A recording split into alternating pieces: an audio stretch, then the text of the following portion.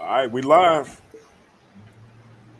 Welcome to Paradigm Shift TV. This is Captain's Corner, with Captain 10K Dagal Gabar of ISUPK under command of General Yohana. And we're about to get into it. Cap gonna be coming on at least once a week, talking about the issues that plague our community. Not only that, he gonna be telling y'all how to solve them. So I'm gonna turn it over to you, Cap. Damn right. Shalom, everybody. I'm Captain 10K of the Gabar of the ISUPK, up under command of General Yohana. Y'all already know what it is. And just like DMG said, not only does the ISUPK go over the problems, we actually have the solutions. And that you can't find nowhere. No Christian and no church is going to give you a solution to any problem that you ever have, that you ever face with. Like black and black, right? They can't fix it. Child molestation, they're part of that. They can't fix it. You understand? All of the whoredom that goes on in the community, they cannot fix it because they're a part of it. Right. You understand? But we actually have that solution. All right, and we're gonna be breaking it down. And I got my heavy hitters in the building with me today. Y'all see my bodyguards with me up here. You understand? They ain't flexing with me today, DMG. You hear me? Look, we've been walking around. You heard us out there marching early. You know, everybody calls and everything trying to see what we was doing. Right. You hear me? And they said, I guess that one in the middle with the red shirt on, you better not touch him. You understand? they gonna get you first. You feel me? They're right. They gonna get you first. Yeah. But I got that's how it's supposed to be. Damn right. I got my main man, Gabar, up out of Kansas City with me. Y'all already know what you call him, DOG, Officer Cut 'em Up. Officer Cut 'em Up. He in the building on the ones and the twos. And then I got my main man in the back, Officer Elias Shah, out of Kansas City as well. You understand? We in the building. We taking over Paradigm Shift TV 314. You understand? We take it over. All right. So we got to get it today, and I didn't want to let too much time go past before we actually got on this subject, DG, about that that polite case. I ended up seeing somebody had pointed out a video to me, and had said, "Man, you got to check this out." And they were saying it sounded like, he was talking to the mother. You know what I'm saying? And trying to get her not to turn him in, and maybe, take under the table, a little cut up under the table, some money or something. You know what I mean? I guess he think you're from R. Kelly, little girl. You know what I'm saying? You need to pay and you need to go to prison. Right. You understand? That's what needs to happen. You need to pay. You actually need to pay with your life. You understand? And I can't wait until we are in a righteous kingdom to where our children will be safe from that mess, man. You understand? They ain't gonna get hurt by some old slimy bastard that can't control himself. You understand? Whether he's in the conscious community, whether he's in the Christian community, if he's in the atheist community, if he's in nobody's community, you understand what I'm saying, Paul? Okay. I don't give a damn what community he's in. If you turn around and molest a child in the law, in the scriptures, what you get put to death. And that's where you need to be. That's where you need to be. The world would be a much better place without child molesters, man. Without people that razzle and dazzle. I was just talking to a sister about a situation like that, to where she said that we was talking about polite, in this situation with him, and how our children get molested like crazy, and nobody does a thing. They often side with the damn predator than the little innocent damn children, And she said herself was almost. She said she think that a guy that was known in the neighborhood, they used to always pick her and her grandmother up. She would always pick them up. I mean, this guy would always pick them up and drop them off wherever they was walking to. The grandmother would get in the car. She would put the baby in the back, And then they would go to where they going, and oh, okay, thank you, I appreciate the ride, thank you. That's what made him such a nice guy. Right, was because he simply gave her a ride. And she said one day she was walking by herself and he was insisting that she get in the vehicle. But she said, I listened to my mother. She said, my mother told me, never get in the car with nobody. She said, I don't care who it is. Right. You understand? She said, don't get in nobody's car. Now she went with her grandmother because she felt safe, right? And when she was by herself, she said this guy kept trying to get her in that vehicle. And she did not go. And she said later on, it came out that he was in fact a child molester. And she was like, now had I got in that car, I probably would have been a victim as well. Right. You understand? And we definitely need to keep our children safe. This is why on my lecture that I'm going to do on the 25th of this month, right? From 3 to 5. Right here at our school, right? We're going to be going in on fatherless homes and the things that happen to our children by there being no fathers in the home, right? When men know that it's no one around but you, they'll take advantage. What is a woman to a man? You know what I'm saying? What is a woman to a man? You can overpower her, you're stronger than her, you're faster than her. You understand? You can do a lot of things better and faster and harder, work harder, lift more than a woman, man. So a woman coming at you talking about what you're doing with my child, they don't care. Yeah. They do not care, man. They prey on them children and they ended up doing one of the most horrible things they could ever do to a child in life. Right? And we need to turn around and bring the black man back into the damn homes. You understand? Right. Like instead of sisters making their decorations and they pots and pans and spoons match, you need to turn around and make that family match. You understand? And that man needs to be a part of that match as well, so that our children can be safe. Because guess what? A lot of predators, if there's a man present, guess who won't be present? The predator. Damn right. You understand? If there's a man around, just sometimes he ain't got to be like there every day. Right. He could just visit routinely or something like that. Come every now and again. And guess what? He gonna think twice before he do whatever nasty thing that's on his mind. You understand? Right. You know, and guess what? Our children will be safe, man. You know what I'm saying? I understand, black women, you think you got to do it all by yourself, and nobody protects your kids like a mother, and all these different things that they say, but you actually are leaving yourselves, you and the children, open.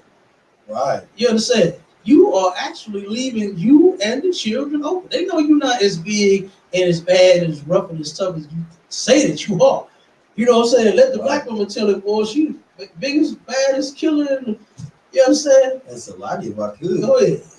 That's one of the reasons why she gotta act like that, because she ain't got no protection. Absolutely. So you gotta supersede the masculinity to put up this wall. They better not mess with me, and they come right in and knock that wall down, and now your child's in trouble. Yeah, right. You understand? So we gotta get these women in order, man. They gotta let these black men back in the household and be able to allow that brother to assume his position. Yeah, right.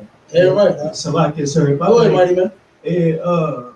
And even with the polite situation, you know what I mean? It ain't even necessarily got to be the polite, but in every situation, you know what I'm saying, when this happens, especially with a man who has some type of fame, money, whether it be, nobody really stops and think about the child, because like I have 5 daughters. Like if any allegations came up and my daughter said anything, I'm leaving them first, like just off the top, like off the rip. I don't care about none of that. And it's just like, it's crazy how like some like people in general can look past that just and it's like automatically they trying to set this brother up, the government or whoever. They just they look past that, and it's just, all right, but what about the child? The child's a victim. You just think they lying, and if they are, you know, we'll find that out later. But that's not the case. People just look straight past that. But yeah, they do. In the UPK, we put the victims first. Absolutely. And if I may, Cap, or not if I may, but let me say Salakia. I'm If I telling you, may, look, first of all, we got a right. troll. We got a troll in the chat. Our brother 85 Films, and we talking about child molestation. We talking about what Polite did. Let's be clear.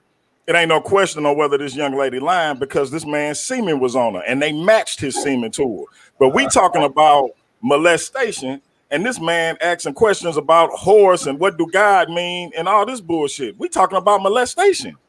So what do any of that have to do with this child being victimized? Like, bro, we got other shows that we gonna do where if you want to come in and troll, you can get your troll on. But we talking about something bigger than some debates about what God mean and if whore's gay. Because if you actually knew the story of whores, you would know that it's an anti-gay story.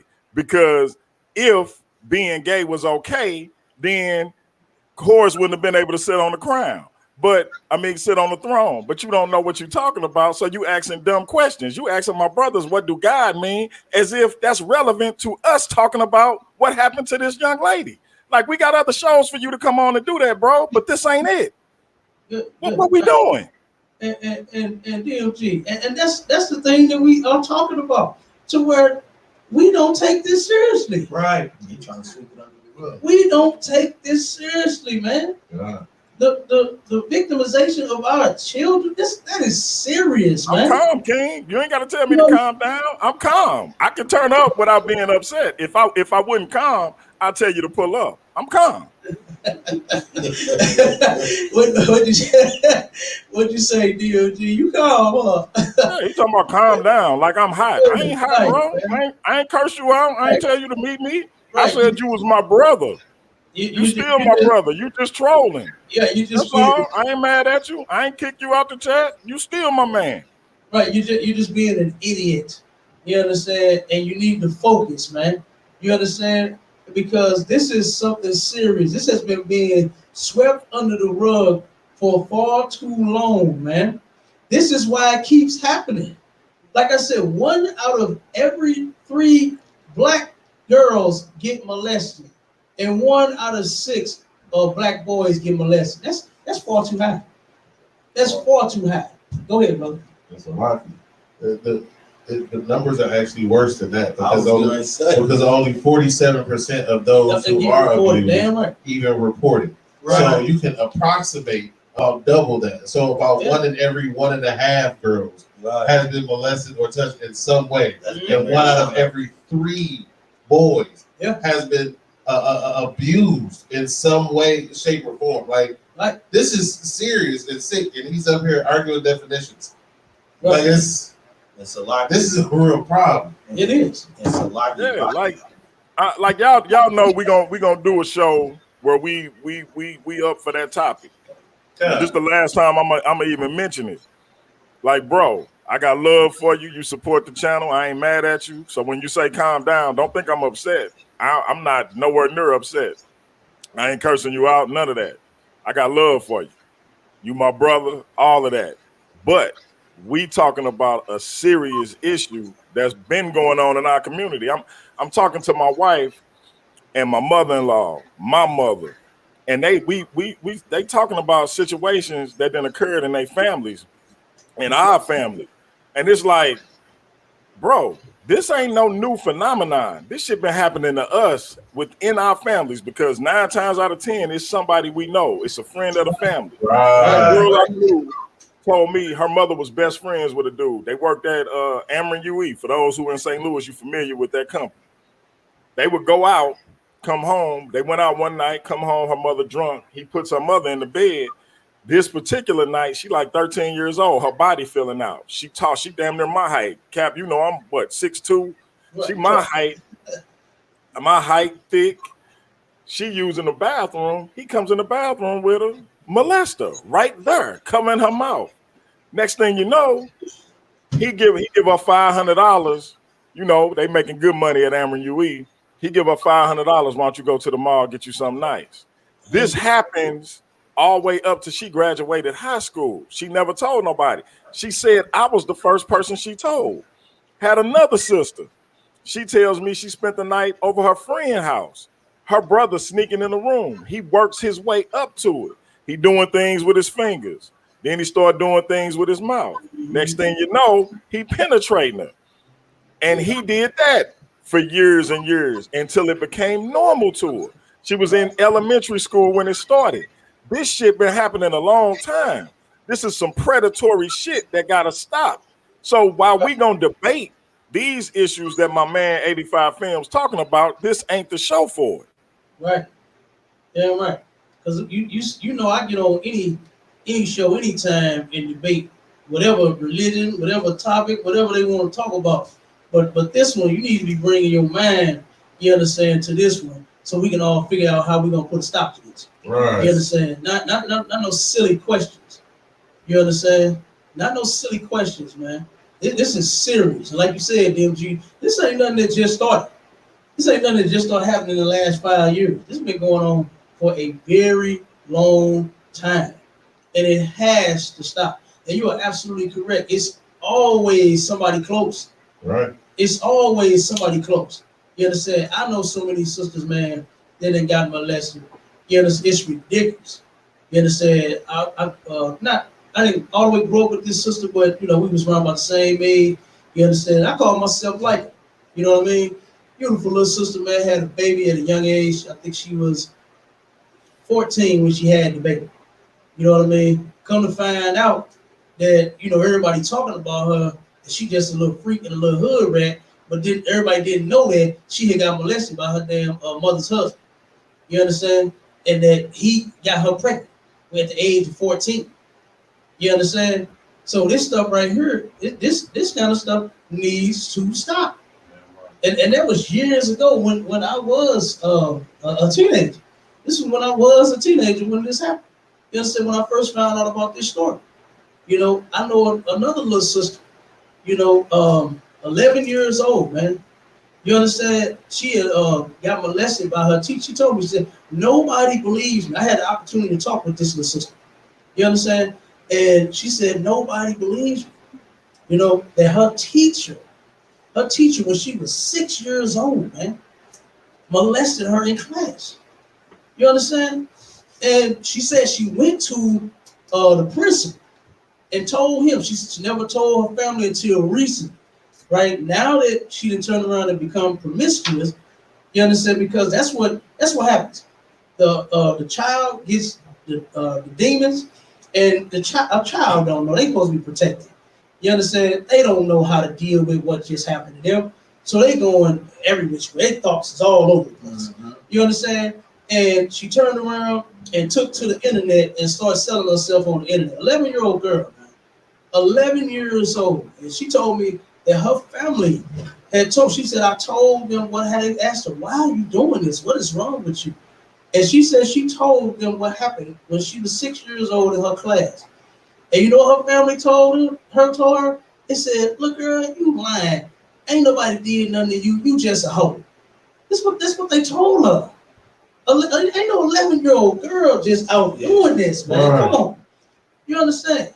And you already know. You understand? And then when she started telling the specifics of what happened, I know she wasn't lying, because they don't know to just tell. You know, it's not like they go and talk to other victims. You know what I'm saying? They keeping this quiet. They ain't told nobody. Right. They ain't telling their parents. They ain't going to get other information and say, oh, okay, well, I'm gonna say that's what happened to my story. You understand? Right. When she started talking about how he took his face, lift up his dress, it was so disgusting, man. It hurt me to even hear this baby tell this story, to where she telling me that this nasty pervert had told her to bend over on the desk and lift up her skirt, pull down her underwear, took his fingers and was touching her down there. And to turn around and say, she said he told her, I'm your friend. He said, and friends do this to friends sometimes. That's what he told her. And then turn around and molested this little girl, man. And you mean to tell me that she's just a hoe because of what she's doing as a result of what happened to her? You understand? Like this is no laughing matter. You understand? We ain't got time to play about this. I mean, when are you gonna snap out of it and realize that our children need to be protected? They need to be protected from perverts. And the sister that sent me the video about polite, right? And in this video, he's talking about, you know, I don't care what happens when people turn their back on you, and when people come at you and hate on you and all this nonsense. He said, we can't let them fuck up the money. Man, to hell with your money. Hey. You understand? To hell with your money, man. You really don't even have a lot of it, for real. You understand? The only thing that I believe Polite was doing was just robbing black people like what the Christians in the church have been doing since forever. Right. You understand? Selling. Oh yeah. Let's not forget about him either. Right. You understand? He's another one that I believe is a pervert. Don't forget about Umar. Yeah, I was just going to say, because number one, he told me he could have had the money to make the school. Yeah, if he wouldn't have spent it on a damn stripper. Right. And crack or whatever the hell he be smoking on them steps. Hey man. Salaki. That Negro, like, bro. Hey, he do act like he's smoking something, don't he, man? Good night. Go ahead. She was a conscious stripper. Conscious stripper, damn right. Yeah. Come on, man. Come on. Like, you understand? Like, and then I forgot how much money did he raise? Over $1 million, I believe. Yeah, over $1 million. And then he asked for and we got my aunt, man, right there, y'all in St. Louis, right off of Hanley, the street over from Frost. I forget the name of the street, but in Berkeley, that street where that old Shell station is a repair shop now. That same street, she just opened a school right there by a church. It's where Berkeley and Hazelwood kind of cross section. I believe it's the Hazelwood side. She just opened a school in less than 6 months. And this dude been collecting money for over a decade and still ain't opened no school. Right. But our people get mad when you talk about this climb because we personality worshipers. You see what I'm saying? He talk a good game. He got that silver tongue, that Brooklyn magic. And so we get caught up in personalities. So don't nobody want you to talk about this climb. It's the same thing with Polite. People so caught up in Polite personality that they'll sit up there and make excuses for why his semen is on a 14-year-old child. Right. Instead of focusing on a 14-year-old child and this bastard semen being on it, we got this Negro in the chat talking about what do God mean? Like, what is we doing? I got Negroes texting me, why is ISUPK St. Louis on the channel again? Why you ain't on the channel talking about what ISUPK St. Louis talking about? Exactly. And then if they want to know something about ISUPK St. Louis, come see ISUPK St. Louis. Call us up. You understand? We got classes, we got shows. If you got a problem with what we doing, we can sit down and we can talk about it. So don't come to my brother DMG. Don't bother his text. Don't blow his text up. You text me. You text me at 314-696-8288 if you want to have a discussion. You understand? If you're really mad enough to have a discussion, then you call me. You come see me. You know we located at 5261 Delmar Boulevard, St. Louis, Missouri, 63108 in Suite 8. All day, every day. Right. You understand? So if you got some questions, you got some concerns, you want to know why we on the channel, then you come ask me. You understand? Come ask me, because as of right now, I done took over the channel. So if you want to know, you call me and you ask me. And let's see if you really got the kahunas to make that call. You understand? Don't bother my brother DMG. You understand? This ain't his show right now. You understand? This is my show. So if you want to know something, you call me. I just gave you my number. I just gave you my address. And guess what? We don't run from nothing. Right. You understand?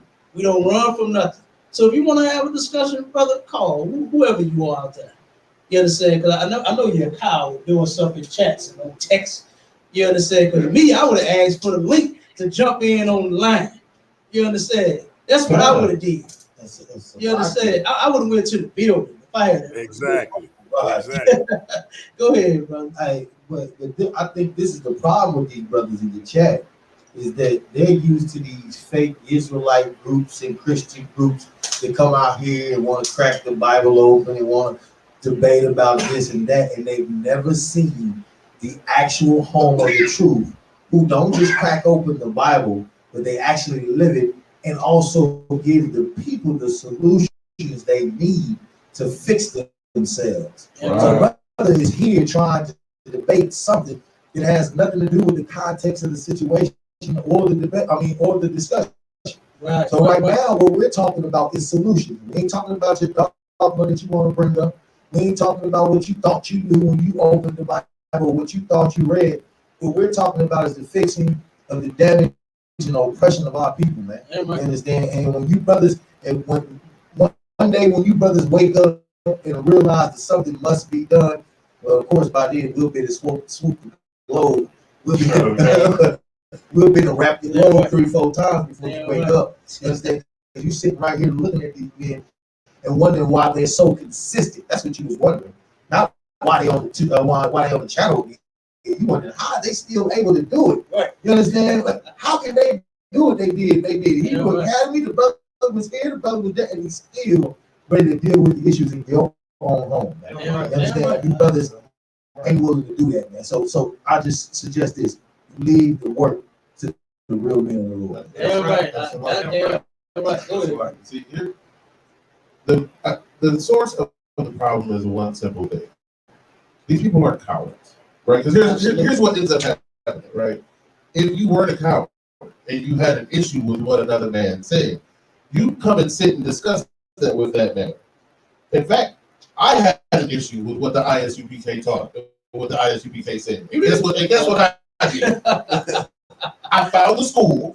I walked in. I sat here and discussed my problems with my brothers. Hey, yes, like if I could, real quick. I saw how you was mugging me when I was talking about your dreads. I remember my brother had thick long dreads all the way down to his waist. And red down to his waist. And as soon as I come in talking about them dreads, he turned around, turned his nose up at me. You understand? So I know. Go ahead. And then we discussed that because guess what? That's exactly what happens to every man that has courage and has an issue with the UPK. What you're going to find out is if you actually do those things and come in here, the next thing they're afraid of is they're going to have to change. Right. They're going to have to stop believing that they can just think whatever they want to think. Right. They're going to have to get in order. So if you have the courage and believe you know something that we don't, there is a seat right here waiting.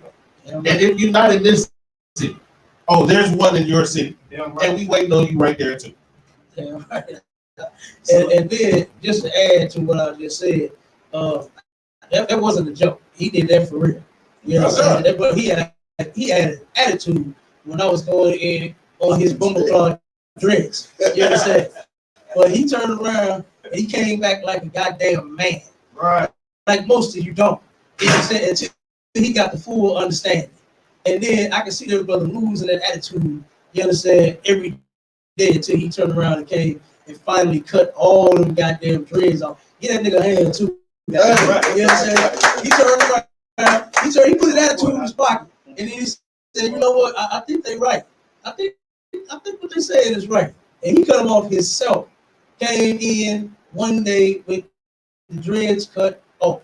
You understand? And that's how that's a real man. Not somebody in no chat. You understand? Typing away. This brother actually came and had a whole problem with the ISUPK and laid his problems out on the table and we hashed it out. And now he's a goddamn soldier. You understand? Right. Something that you probably don't even have the courage and the kahunas to even do. That's smart.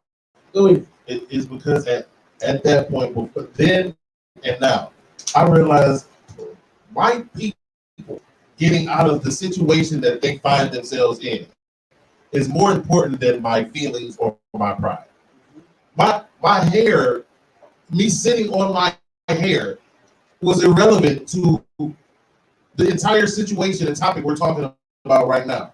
Because here's the thing: once you start getting a little flaky and you allow one law to be moved or one statute to be give a little wiggle room, you open the floodgates.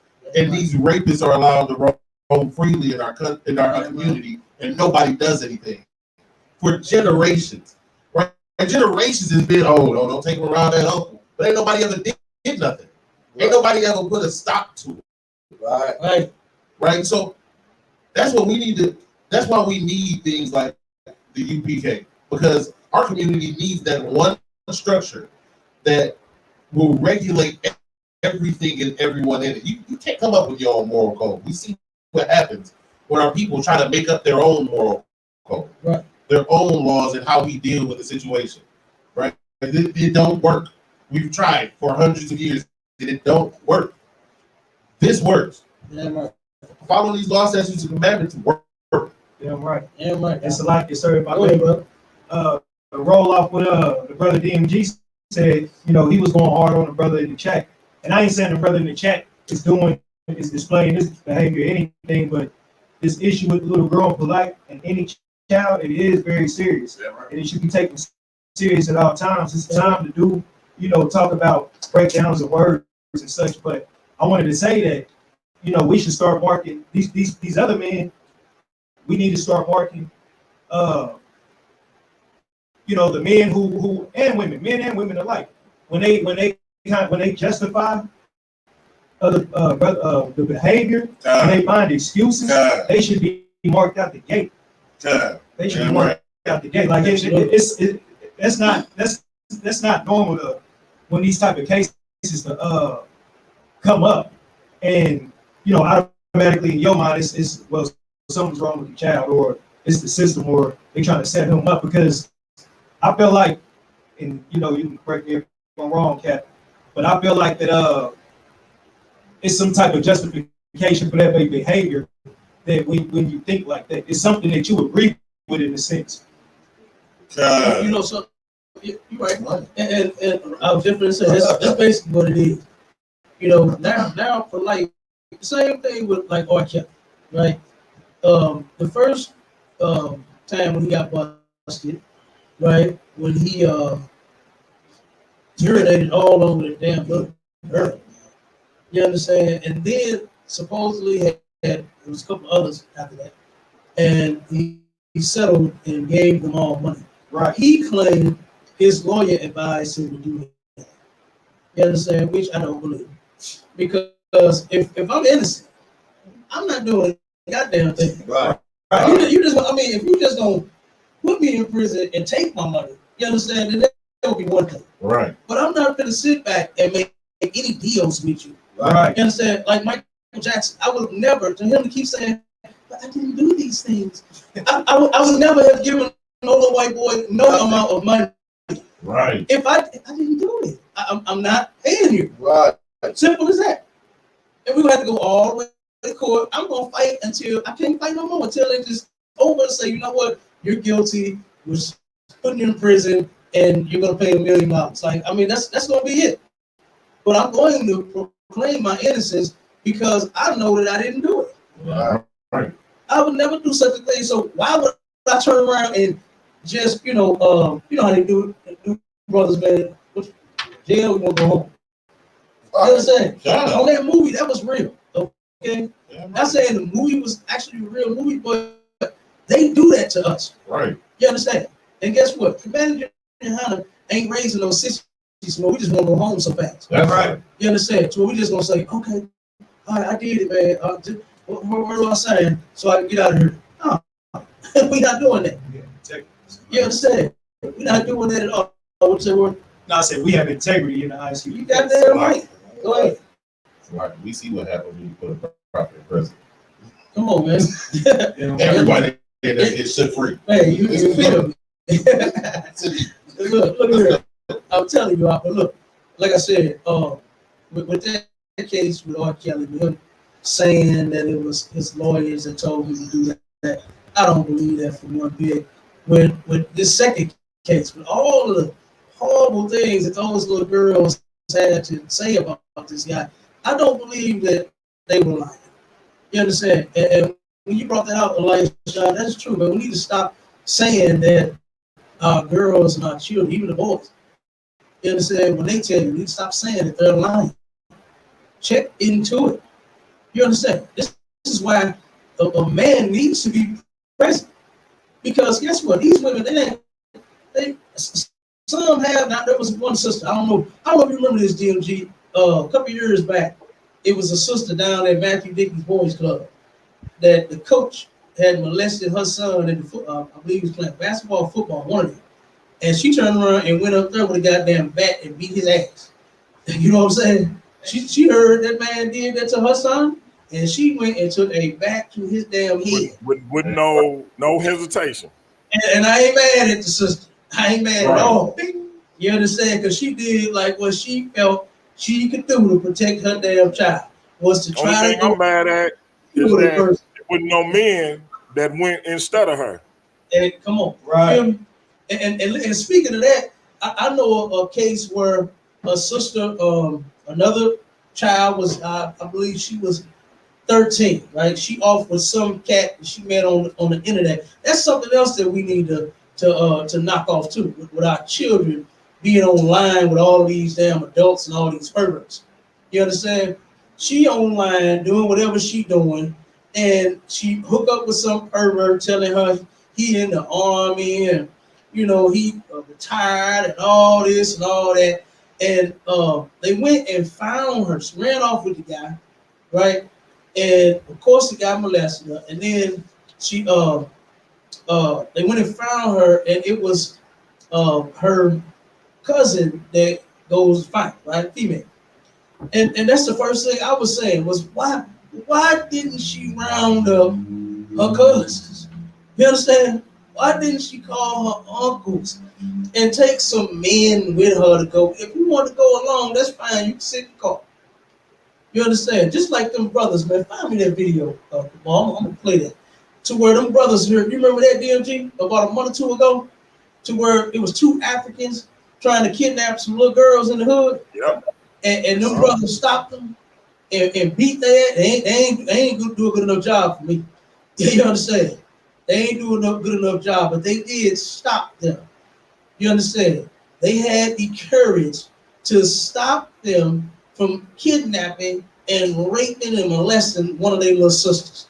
You understand? And that's the attitude that we all need to have when it comes to that. And guess what? I'm about to make some people mad because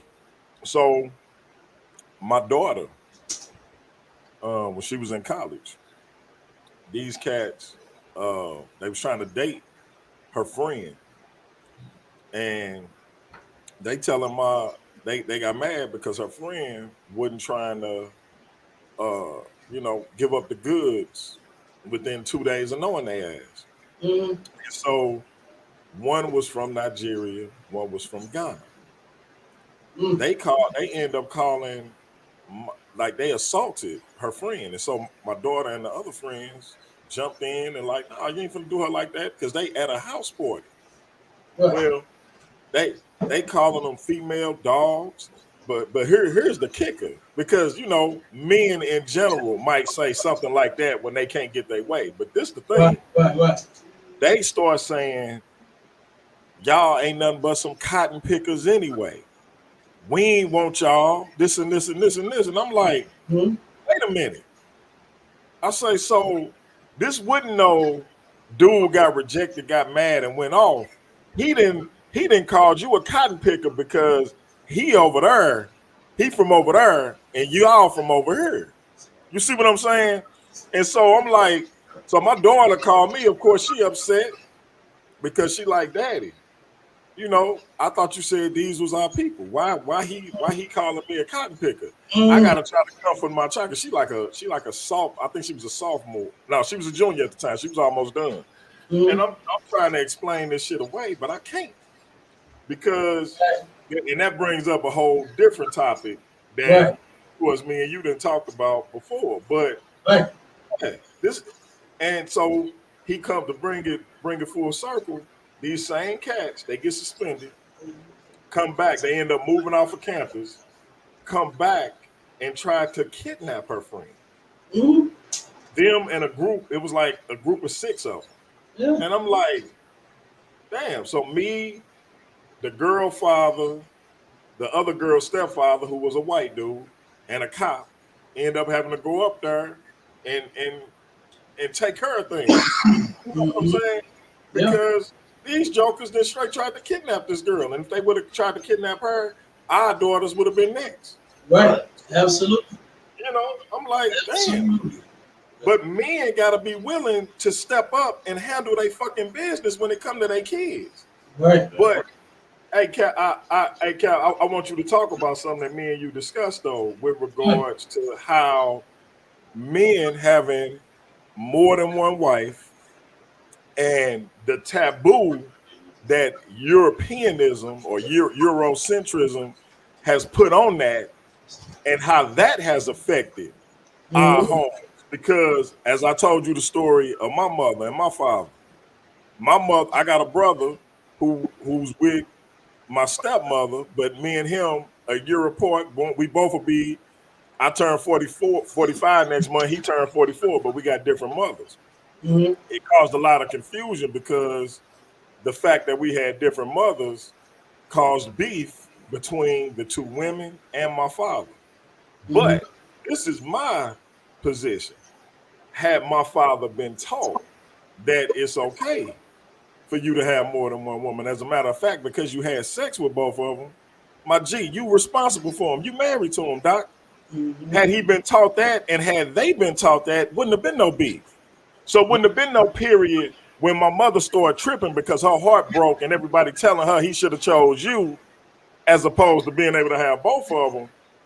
Then, and same thing with my stepmother, I wouldn't have went through no period where I ain't see my father from age 6 or 7 till I was damn near a freshman in high school. I wouldn't have had to go through that drama. He wouldn't have had to go through a lot of child support drama and all of it. It's a lot of things that snowball because of these relationship issues that if they was taught a particular way, wouldn't have been an issue. My sister wouldn't have had to go through things with my mother boyfriend. You see, you understand? You following me? Talk about how that misguidance leads to some of this molestation and rape and things that our children go through because our father not in the home due to relationship issues that never had to take place. I got you. Officer Gabar want to drop something real quick, and then we'll go right into it. All right, I'm gonna mute. Go ahead. All right, so just about what you were talking about with those two Africans, right? They have a word for us. They call us a kata, which means a cotton picker. Like they have a specific word that they use for us. They know that we're not the same people. Yeah, right. And again, you know, we can say however we want to say it in modernity, but we know that Africans are tribal. Yes, they adhered to their national or continental standard, but they are totally about their tribe and their tribes alone, right? The Ashanti still love Ashanti, the Igbo still love Igbo, and they still love them more than any of their surrounding neighbors.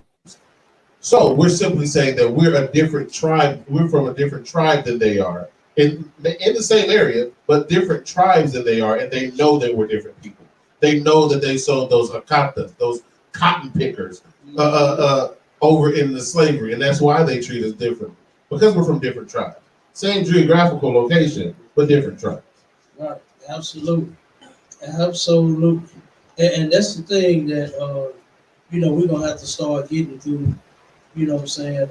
Our head is that they're not mad. I know a lot of people say that, well, Africans is mad because they born over there and we over here. No.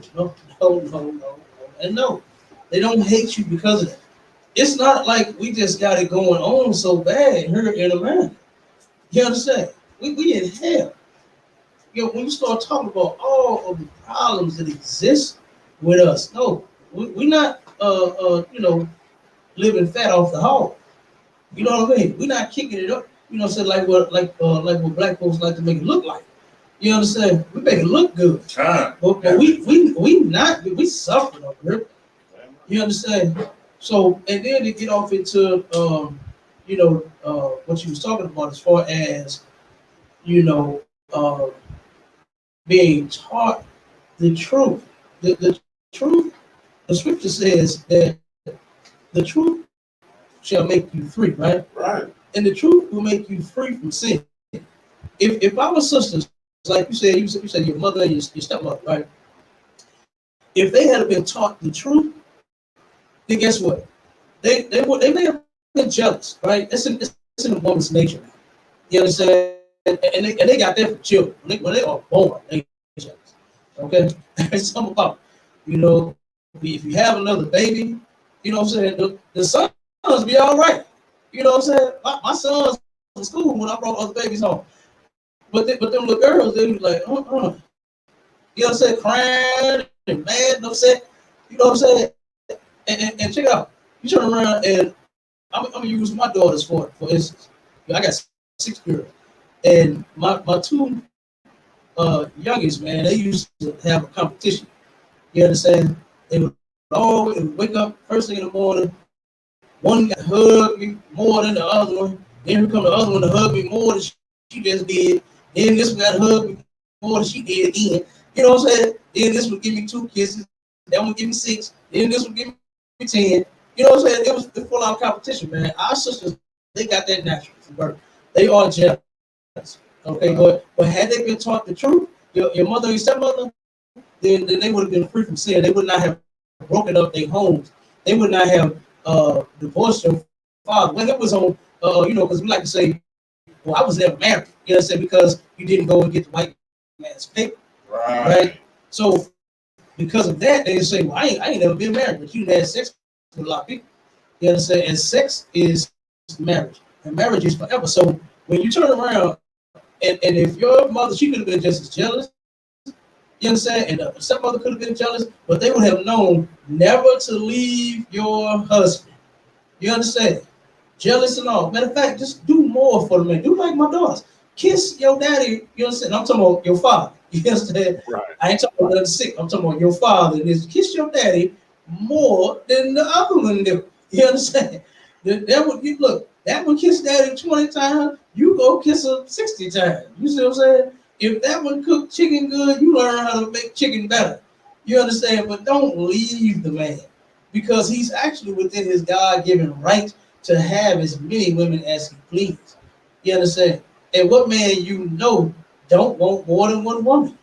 What man you know don't have more than one woman? Okay, so that's something that you're never just going to get away from. You know, and real quick, and then I'm gonna go to the other part of what you asked. Sisters that ask me, that call, and ask me these questions about why do we teach a man having more than one woman? You know, and they all say, "Oh no, I ain't with that. Ain't not my man." You know, same old thing. It's like they all reading from the same file. They all get the same damn answer. You know what I'm saying? Not my man. And my man just gonna want me, and that's it. And ain't gonna be no me, her, and her, and her. It ain't not my man, right? But when I ask them, they say no, I ain't with that. I say, but you're not with sharing your man, but you are with sharing yourself. Right. You done been around the block, done been in several different beds, done been in several different relationships. They always talking about, well, when I'm in a relationship, it's for a while. And it's 2-3 years in a relationship. And I explained to him, it's supposed to be forever. Right. You understand? That man that sweep you off on crusty feet of yours, you understand? That make you laugh and smile and humble you and get them draws. You know how we said in the hood back in the day, DMG, you got them draws. That's your wife. That's your husband. And now y'all supposed to stay together forever. You understand? And if our people knew that, you understand? My mother and my father, they didn't know it either. You understand?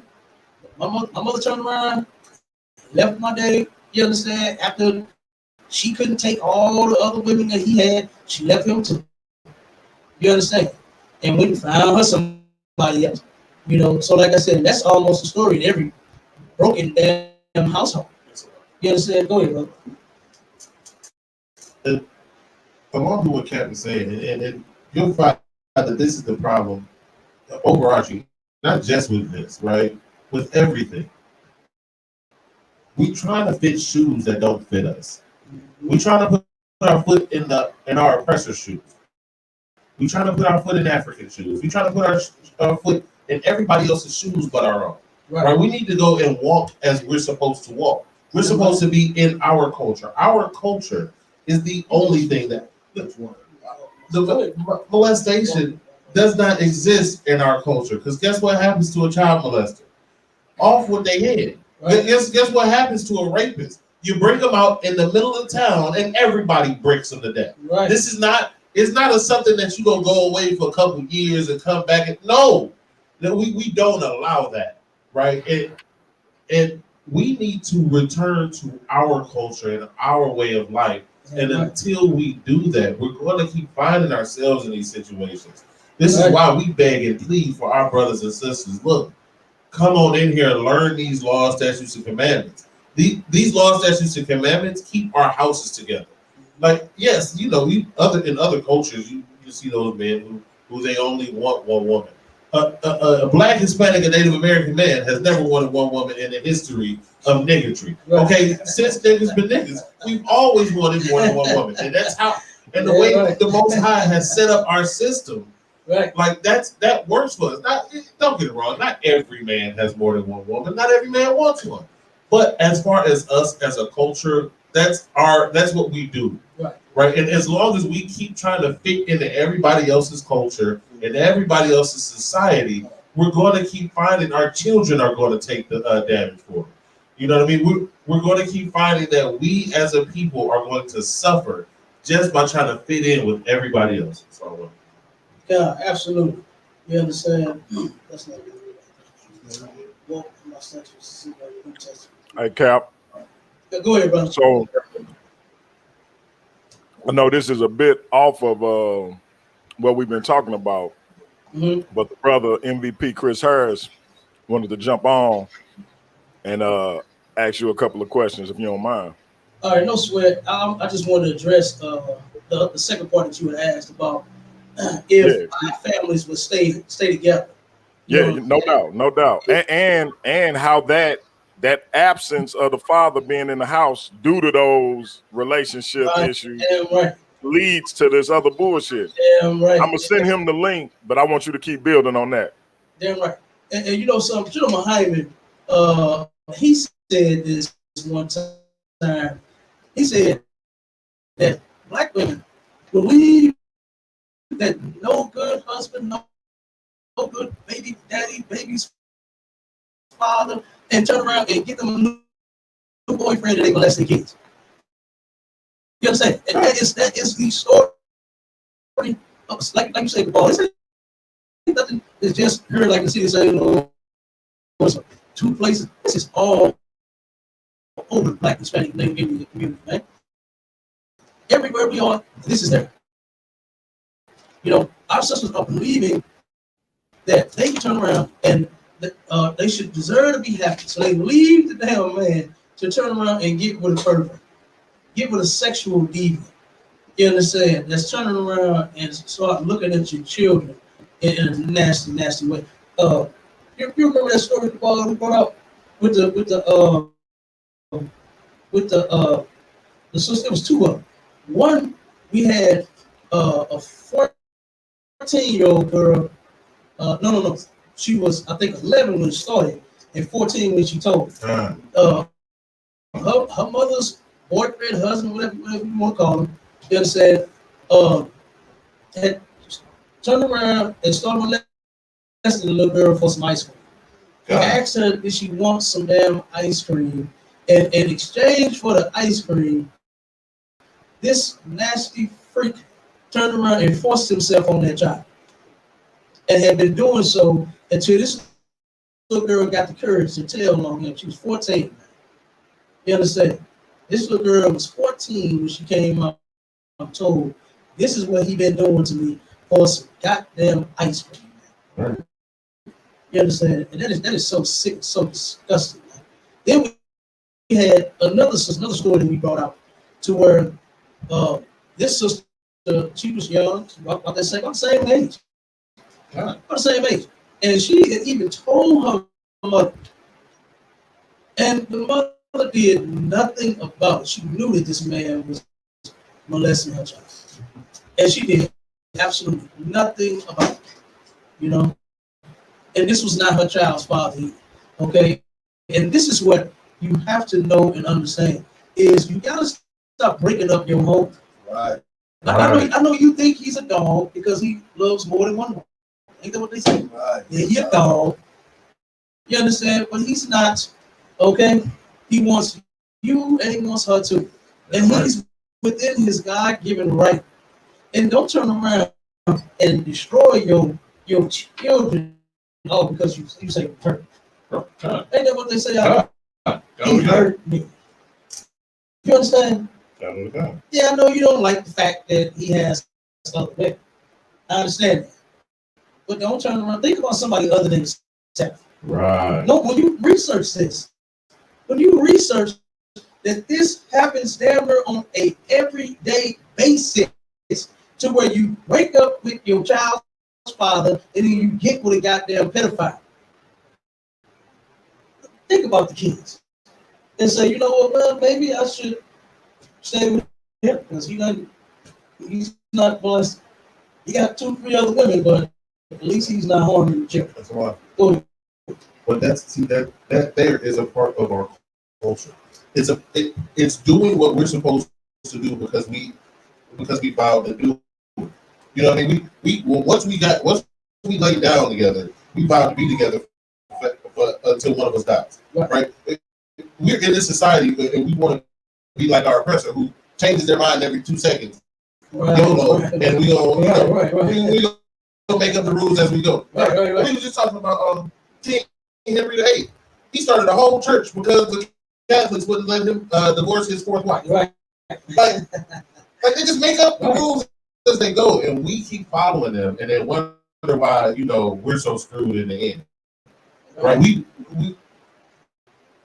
need to get back to where we would actually believed in the community, where it wasn't I'm just in this for me, or you better not say nothing to my kid. No. What happened to it takes a village to raise a child? That just went out the window nowadays.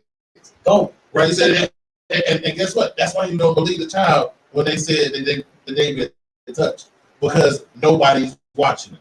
Mm-hmm. Nobody's looking out for these children. Right. And then these predators come in, and of course this is not me excusing their actions, but most of these predators were also victims themselves when they were children. Right. And that is the saddest part. It's a recurring and a continual cycle. Right? These predators then become these victims later become predators because nobody believed them. Right. And then they start to inflict these acts on other people because they were convinced that there was something wrong with them. So now they got to do it to somebody else. They got to keep the cycle going. Why? Because we keep trying to be like everybody else, and we want to watch out for our own self and not for us as a people. We're not willing to sacrifice for ourselves as a people, and that's how we end up marrying outside of our nation, right? That's how we end up leaving our wives and our husbands, because we're not looking to support the community. We look for what feels good in that moment. Right. Absolutely. Go ahead. I was just gonna say, and this is how we get the solutions. Like, we can't just talk about this. We have to go all the way back, and I believe maybe some people may have been a little lost. Why you would say, look, my brother's he's allowed by God to have multiple wives. You understand? This is why we got to go back into saying sex is marriage, and a woman is not allowed to leave her husband, because there's a root cause to why that little girl, that little boy is being taken advantage of and being molested. Is because of situations where our people love to be self-gratified. Mm-hmm. Oh man, this ain't the right weather. Let me change it. You know what I mean? They think like the TV has told them that all relationships are supposed to be about nothing but your happiness. And that is the biggest lie on the face of the planet. Yeah, all relationships, every relationship that you've ever heard of that lasted past 20, 30, 40 years was not a relationship built on happiness. Right. And how I feel and how it makes me feel. Right. You understand? There has to be a consideration of the people involved, including the children. So when a woman looks at her man and say he ain't shit, if she has children by that man, she needs to first consider her children and say, you know what? But for these kids, I'm gonna stick around and make it work. You understand? Like we have to actually consider the people that we're putting in jeopardy when we make these self-gratification decisions. And a lot of people don't understand that because they live on the outside of the Bible. When the Bible teaches you to love your brother, to love your neighbor as yourself, man, and for sure love them kids, man. You understand? And Christ wasn't about nothing, he was about them kids. You understand? So with that being said, these laws, statutes, and commandments embody what we need as a people to fix our conditions, man. Right. You understand? And that's what our people better realize, man. Damn right. And I wanted to pull these scriptures real quick. Give me that, Elisha. Read that for me, brother. You never talk? You didn't get what I want? Oh no, we have Ezekiel. Huh? Hold on. Cap, we got MVP Chris Harris in the building. All right, hold on 1 second. We're gonna get these scriptures real quick. No, this is hold on 1 second. I got it 1 second.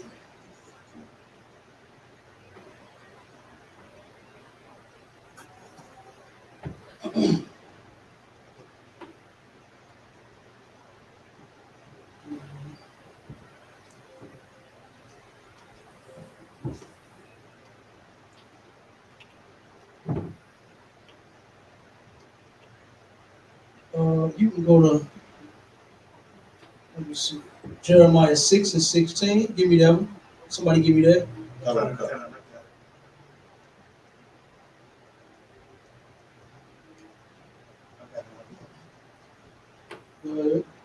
Jeremiah chapter 6, verse 16.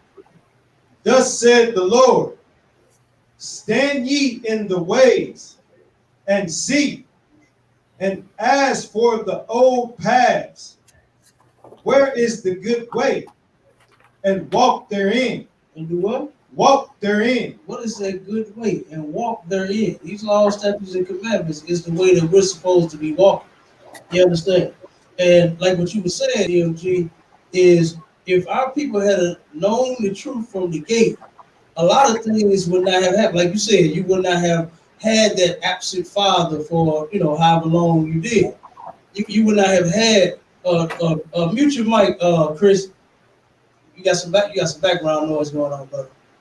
That might be me, Cap. No, I saw the thing jumping. It was Chris. All right, no, so we got it. Yeah, you know what I'm saying? Our children would be safe if we would walk in the ways that we are commanded.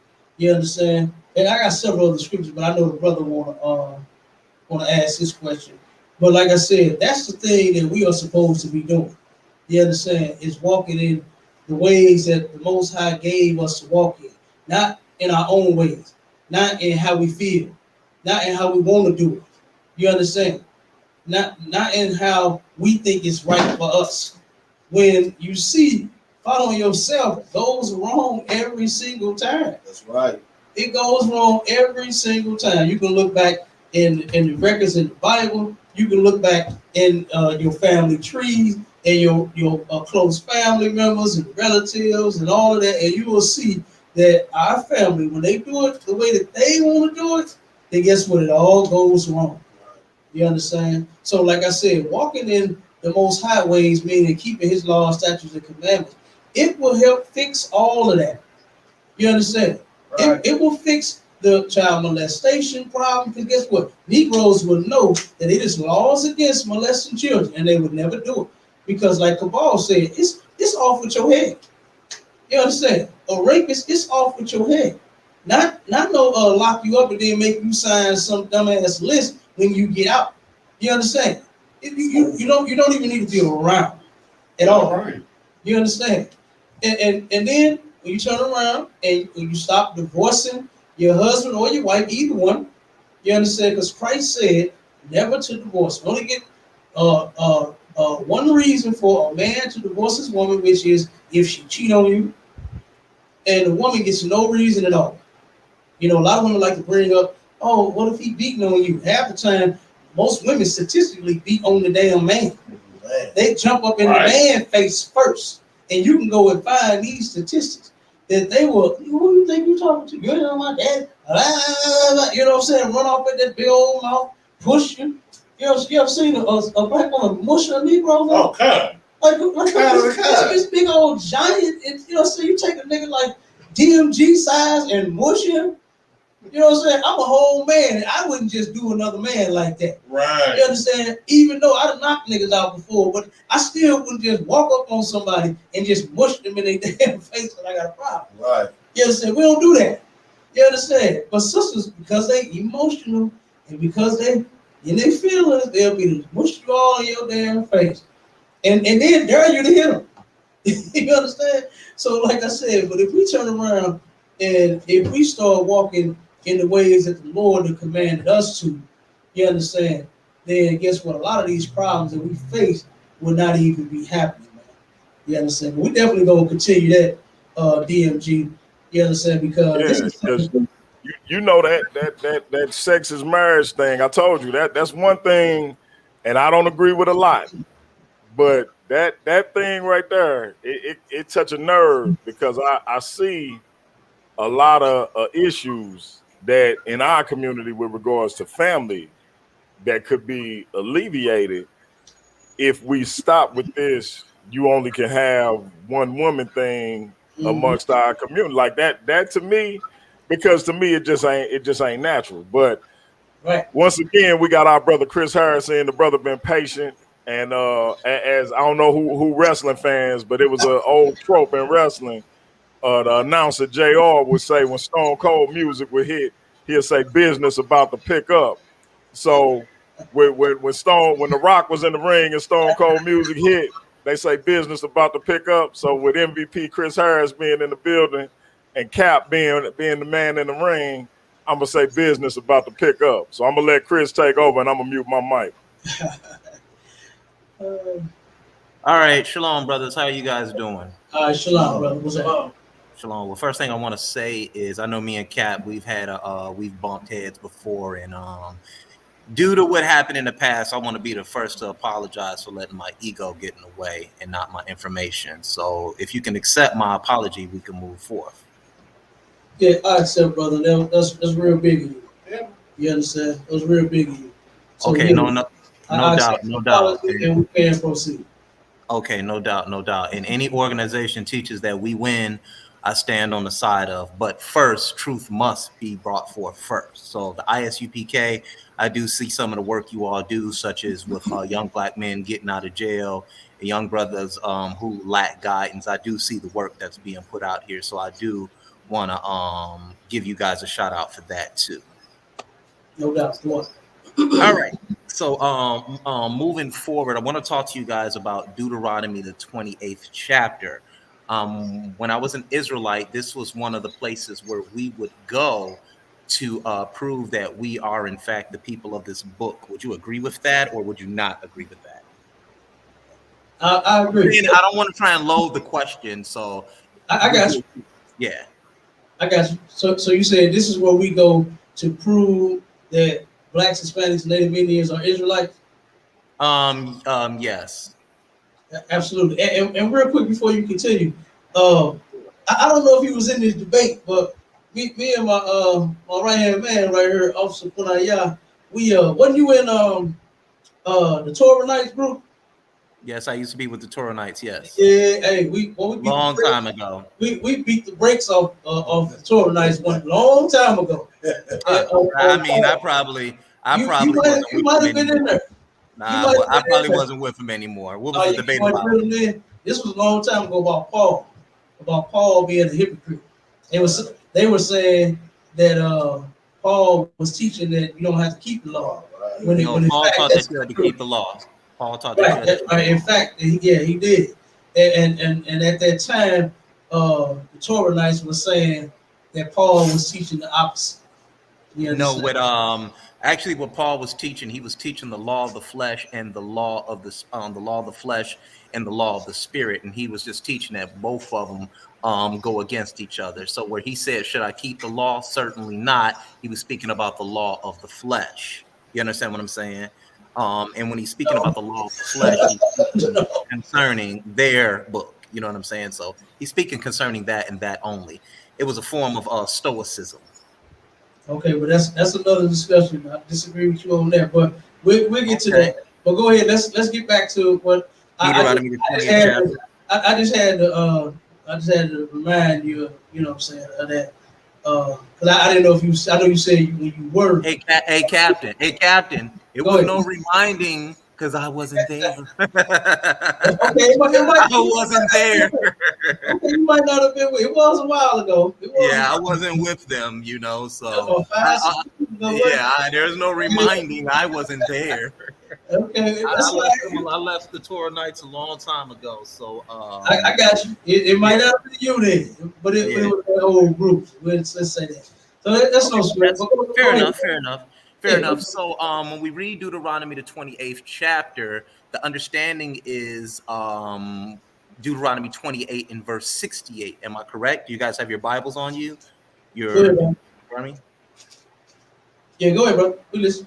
Okay, so in Deuteronomy 28 verse 68, it clearly states, and let me read this so I can get this pulled up here, because I don't want to misquote the scripture or anything like that. But Deuteronomy 28 verse 68, it says, "And the Lord will take you back into Egypt with ships, by the way of which I said to you, you shall never see it again, and there you should be offered for sale to your enemies as male and female slaves, but no one will buy you." Okay, so we have a couple of things wrong with that. First of all, do we know the name for Egypt? Do we know the Aramaic inscription for Egypt? You talking about Mizraim? Mizraim, am I correct? That's correct. Okay, so does Mizraim mean America? It means bondage. Okay, so what I would do next is I wanna pull something up here real quick. I want to pull, and Pianki, can I get a screen share, please? Yes, sir. All right, let me put up a screen share here. Screen share. I think tap here. Let me know if you can see it. Oh, Chrome tab. Okay, we're gonna go right here.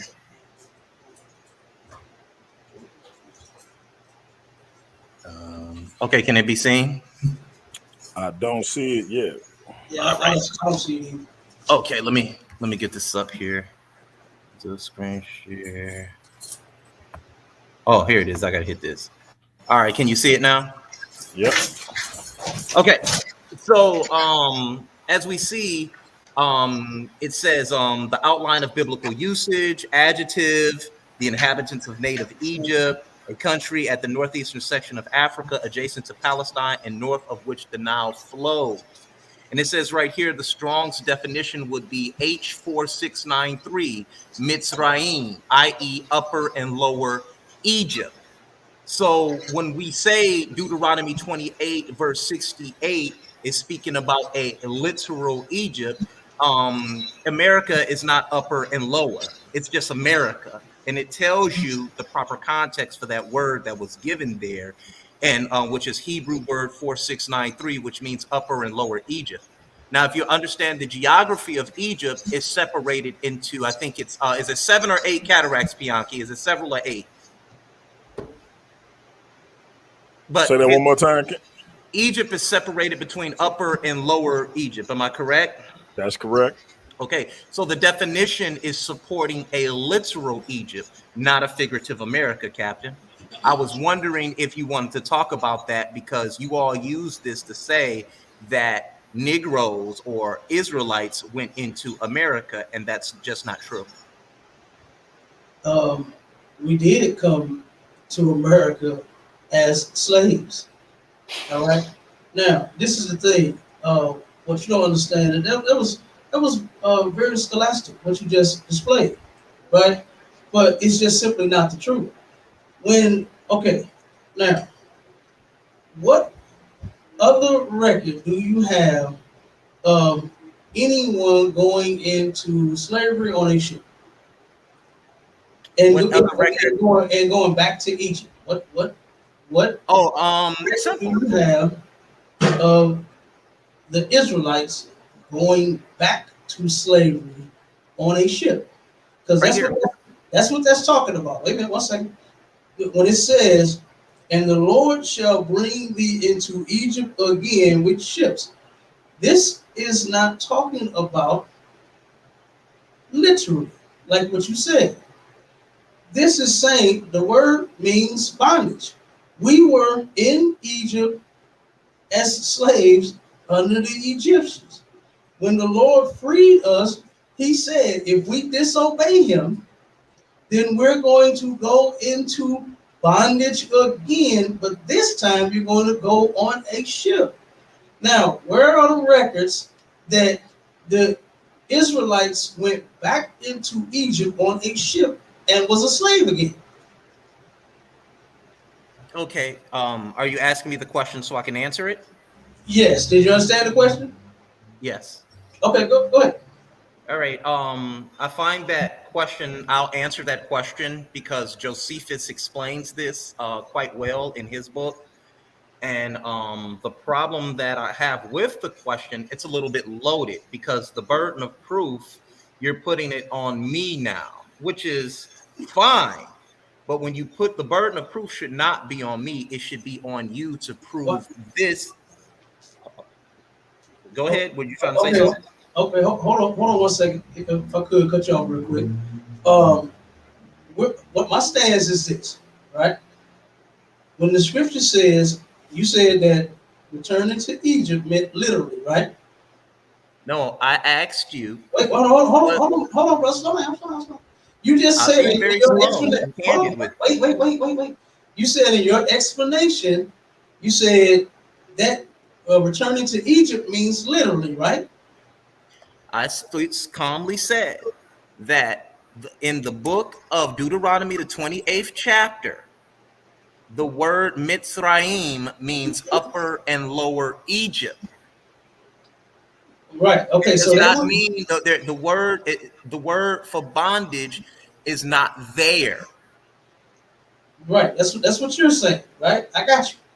But when you go, this is my stance, and I'll prove it, to where you got the definition there.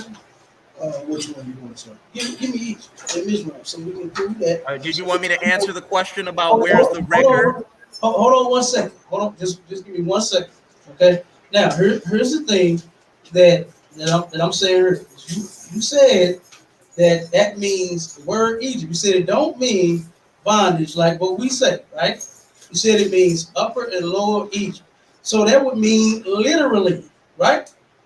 Yes. Okay, so in the scriptures, and I'm going to read it. It says, "And the Lord shall bring thee into Egypt, upper and lower Egypt, again with ships."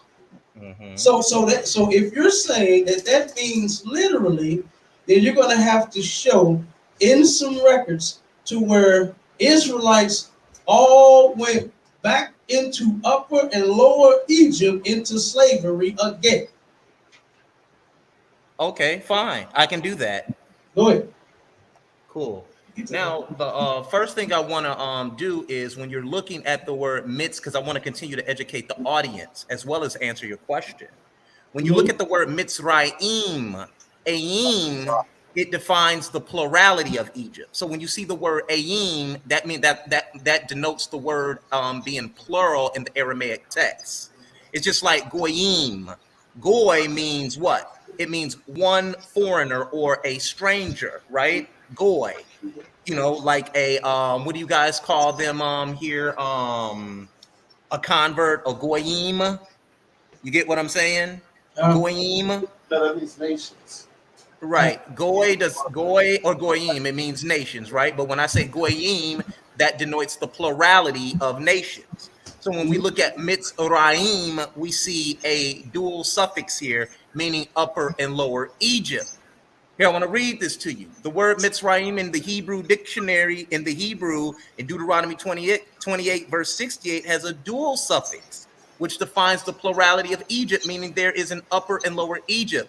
The intent and meaning of this word meant Egypt, not bondage or anything close to it. We know this because of the dual suffix. The dual suffix communicates the specifics of Egypt's geographical makeup, which has an upper and lower region. It meant Egypt as a real geographical place. Now, I'm going to try and answer your question fairly here because it's an excellent question. But first, we must acknowledge. Real quick, before you start, can I give one precept? Precept, go ahead. Okay, let this brother read this for you real quick. Go ahead. Hey, Cap, before the brother read, I just want to let y'all know I got to step away for a period. Y'all doing extremely well. I'm learning a lot. So y'all please keep building. I got to step away though.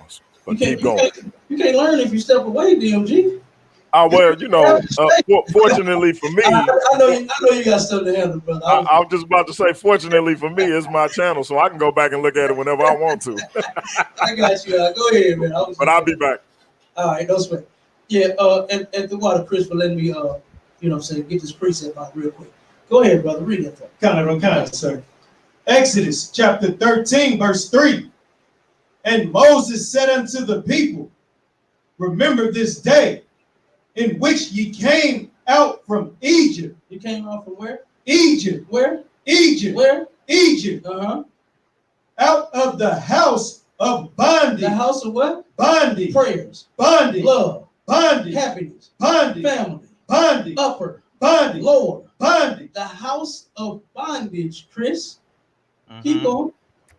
For by strength of hand the Lord brought you out from this place. The Lord brought us out from that place. You understand? By his hand. So I just wanted to give you that precept. You understand? Is where you go into that definition is not the actual source where you need to go. You understand? The Bible calls Egypt the house of bondage. And in Deuteronomy 28 and 68, that is what the Lord was saying. He wasn't saying, I know you said the definition says upper and lower Egypt, but here he's talking about, you have no context. He's talking about the house of bondage because he said we were going to go into slavery again on ships, right? And we were going to be sold unto our enemies. And I'm going to just read it. It says, and this is Deuteronomy 28:68. It says, and the Lord shall bring thee into Egypt again with ships, by the way whereof I spake unto thee, thou shalt see it no more again. And this is talking about our homeland. And then it says, and there ye shall be sold unto your enemies for bondmen and bondwomen, and no man shall buy you. That is talking about us, someone saving us. You understand? No one has saved us from this captivity yet.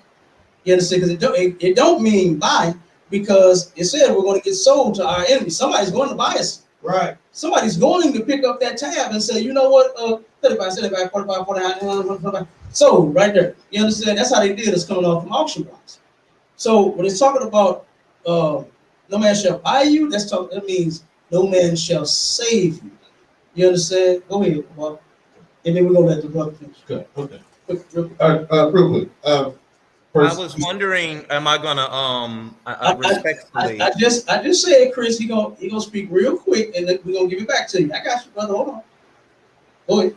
Yeah, just really quickly, I just wanted to go over because you kept saying that the duality meant upper and lower. It doesn't mean upper and lower, right? Montezarium, which is how you say it in Paleo, it comes from Montezar, which means a siege enclosure or a strait. It is a trap, and yum does mean plurality, so it's a double trap.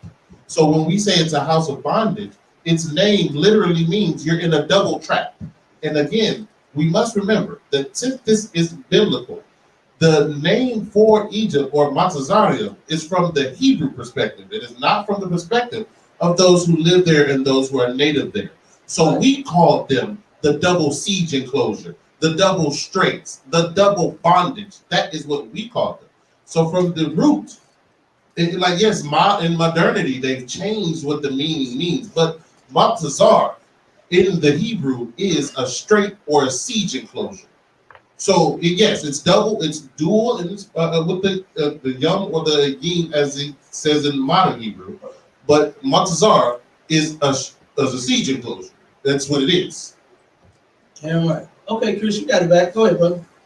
All right, so the original question that you asked me was simply, the original question was like, can I show you a record? And as I was explaining the definitions to the Aramaic word, you tried to give me a false etymology by using what we call typology, bro. And when you use typology, that's running to another word to explain another word. That's a form of typology, and it's what you call today. I would call that a no true Scotsman argument, because you're saying that my definition is better than yours. That's what you're explicitly saying when I read the word Mitzrayim on what it means. Now, to push back strongly here, the brother said the Paleo Hebrew. Well, Deuteronomy, the 28th chapter, was not written in Paleo Hebrew. There's no original text for him to back that up on. Paleo Hebrew is nothing but Phoenician script. It was called Paleo Hebrew in 1945 by a gentleman by the name of Solomon Bernabon. So that's why I have to push back quite strongly with that, because that is that is a false equivalency, and that is another no true Scotsman argument. The word used here was Mitzrayim, and that is the Aramaic word for Egypt. It means upper and lower. Now, what he did describe was an adjective describing the verb. So if they went into Upper Egypt, it would be bondage. If they went into Lower Egypt, it would be bondage. So him changing the word from Paleo Hebrew to Aramaic text, it doesn't mean anything, because it's still describing Upper and Lower Egypt. Here, I want to show you something real quick. Now, the Hebrew word for bondage is abodah. So we have a verb in the book of Exodus, which you read, which described a noun, what a noun does to the people. So you had both Mitzrayim and abodah there, which is Hebrew word, excuse me, let me get this, Hebrew word 5656. And that word for bondage, once again here, let me hit the, so you guys can hear it.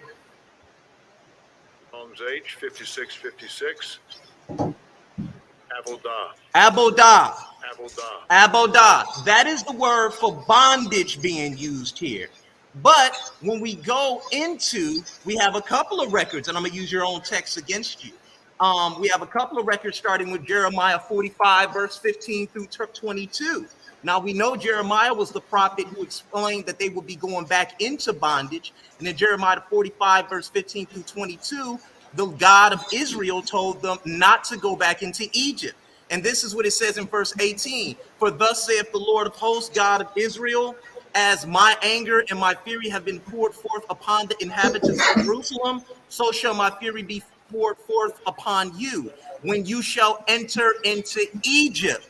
So here it is, they're literally going back into Egypt, and you shall be an execration and an astonishment and a curse, which supports Deuteronomy 28, verse 68, and a reproach, and you shall see this place no more. So the Lord has said, because I want to finish. Hey, Chris, hold on one second. What scripture you at? I'm in Jeremiah 45, 15 through 22.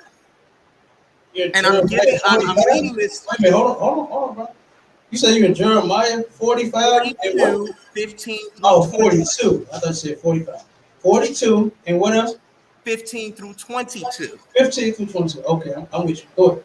All right, so it says, once again, the Lord have said concerning you, O remnant of Judah, go you not into Egypt. Know certainly that I had admonished you for this day, for you disassembled in your hearts when you sent me unto the Lord your God, saying, pray for us, the Lord our God, and according to all that the Lord our God should say, declare unto us, and we will do it. And now I have this day declared it to you, but you have not obeyed the voice of the Lord your God, nor anything for which he have sent me unto you. Verse 22, now know therefore certainly that you shall die by the sword, by the famine, and by the pestilence in the place whither ye desire to go and sojourn. So where was this place they were trying to go? It was back into Egypt. And this is your own record being used against you.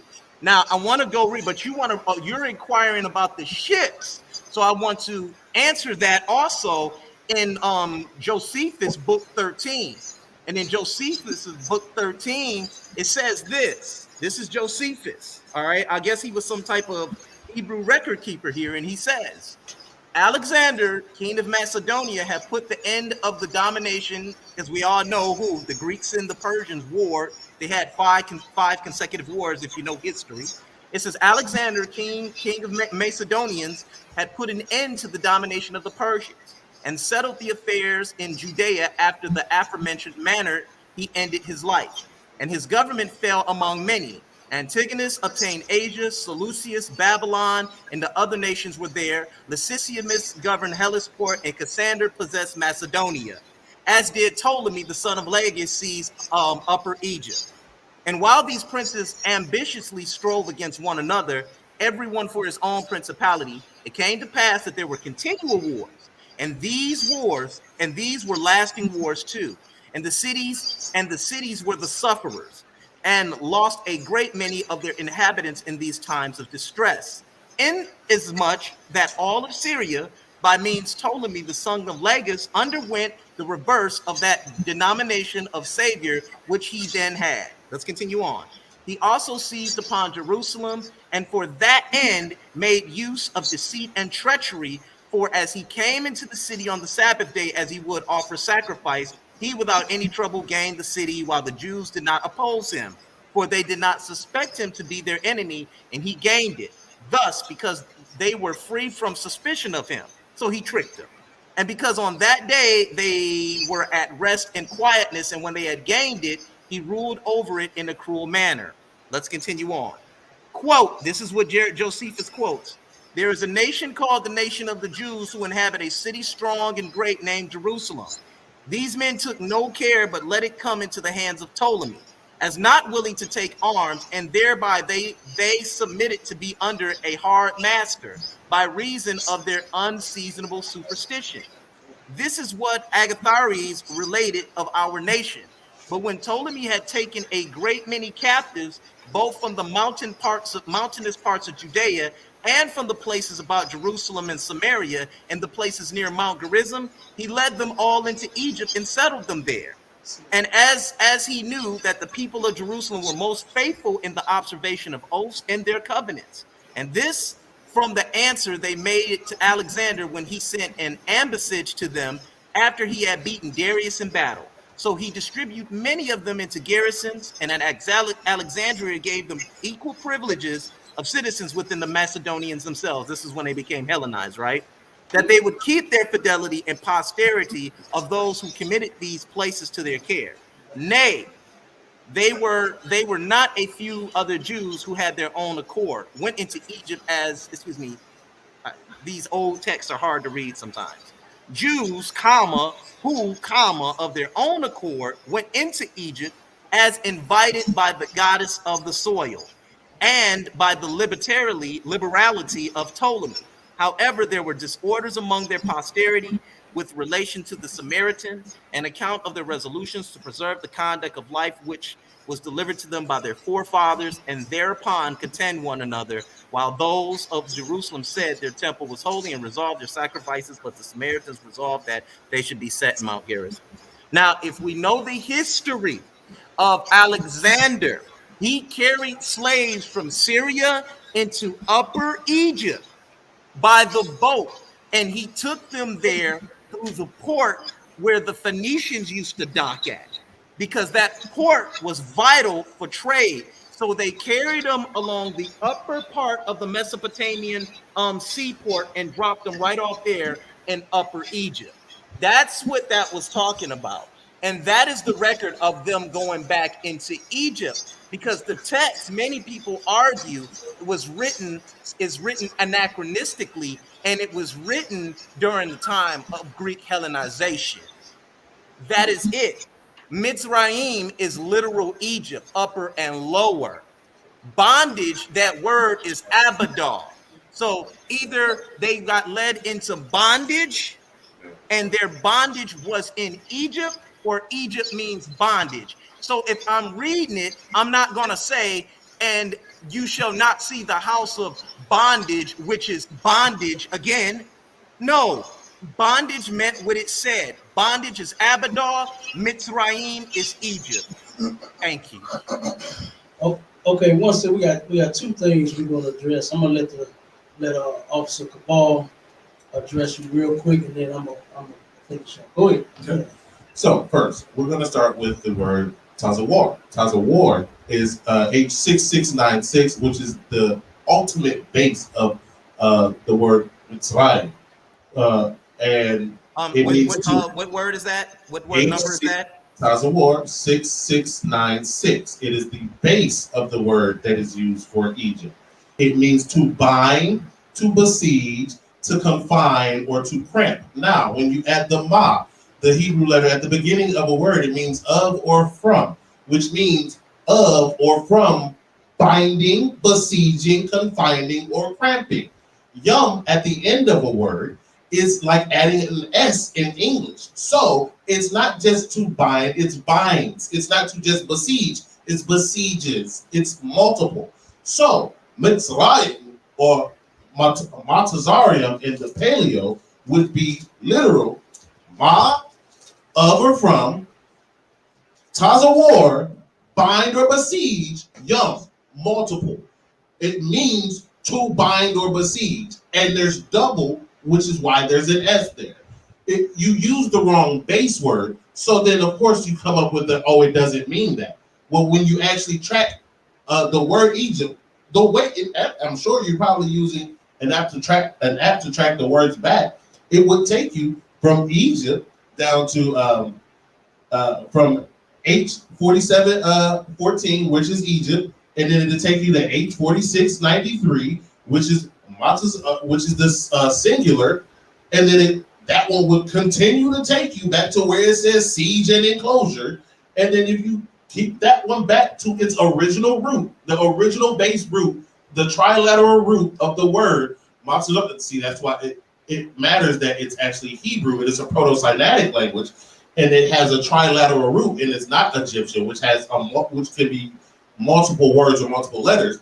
This has a root, and its root is to bind or to besiege or to confine or to cramp. That is the base root word for Egypt. Period. That is, I'm sure. Again, I've used all the Strong's numbers that you can look back at, and again, I'll give. You said, and I want to go there again, and you continue to say bind is the base word for Egypt. What does that have to do with the location in which the text said that they would return? Okay, real quick, since you're talking about where they return, in that Josephus that you read, it said that they went back to Egypt and they were invited by someone. No, it says that Ptolemy and Alexander took them back into Upper Egypt as slaves. Where did you hear me say something like that? Where does it say that? We got the Josephus. Here, let's go right back here. Because I want to read that part. All right, let's go here. Because I didn't catch that part. I know you said if you know history, then that's what happened to them.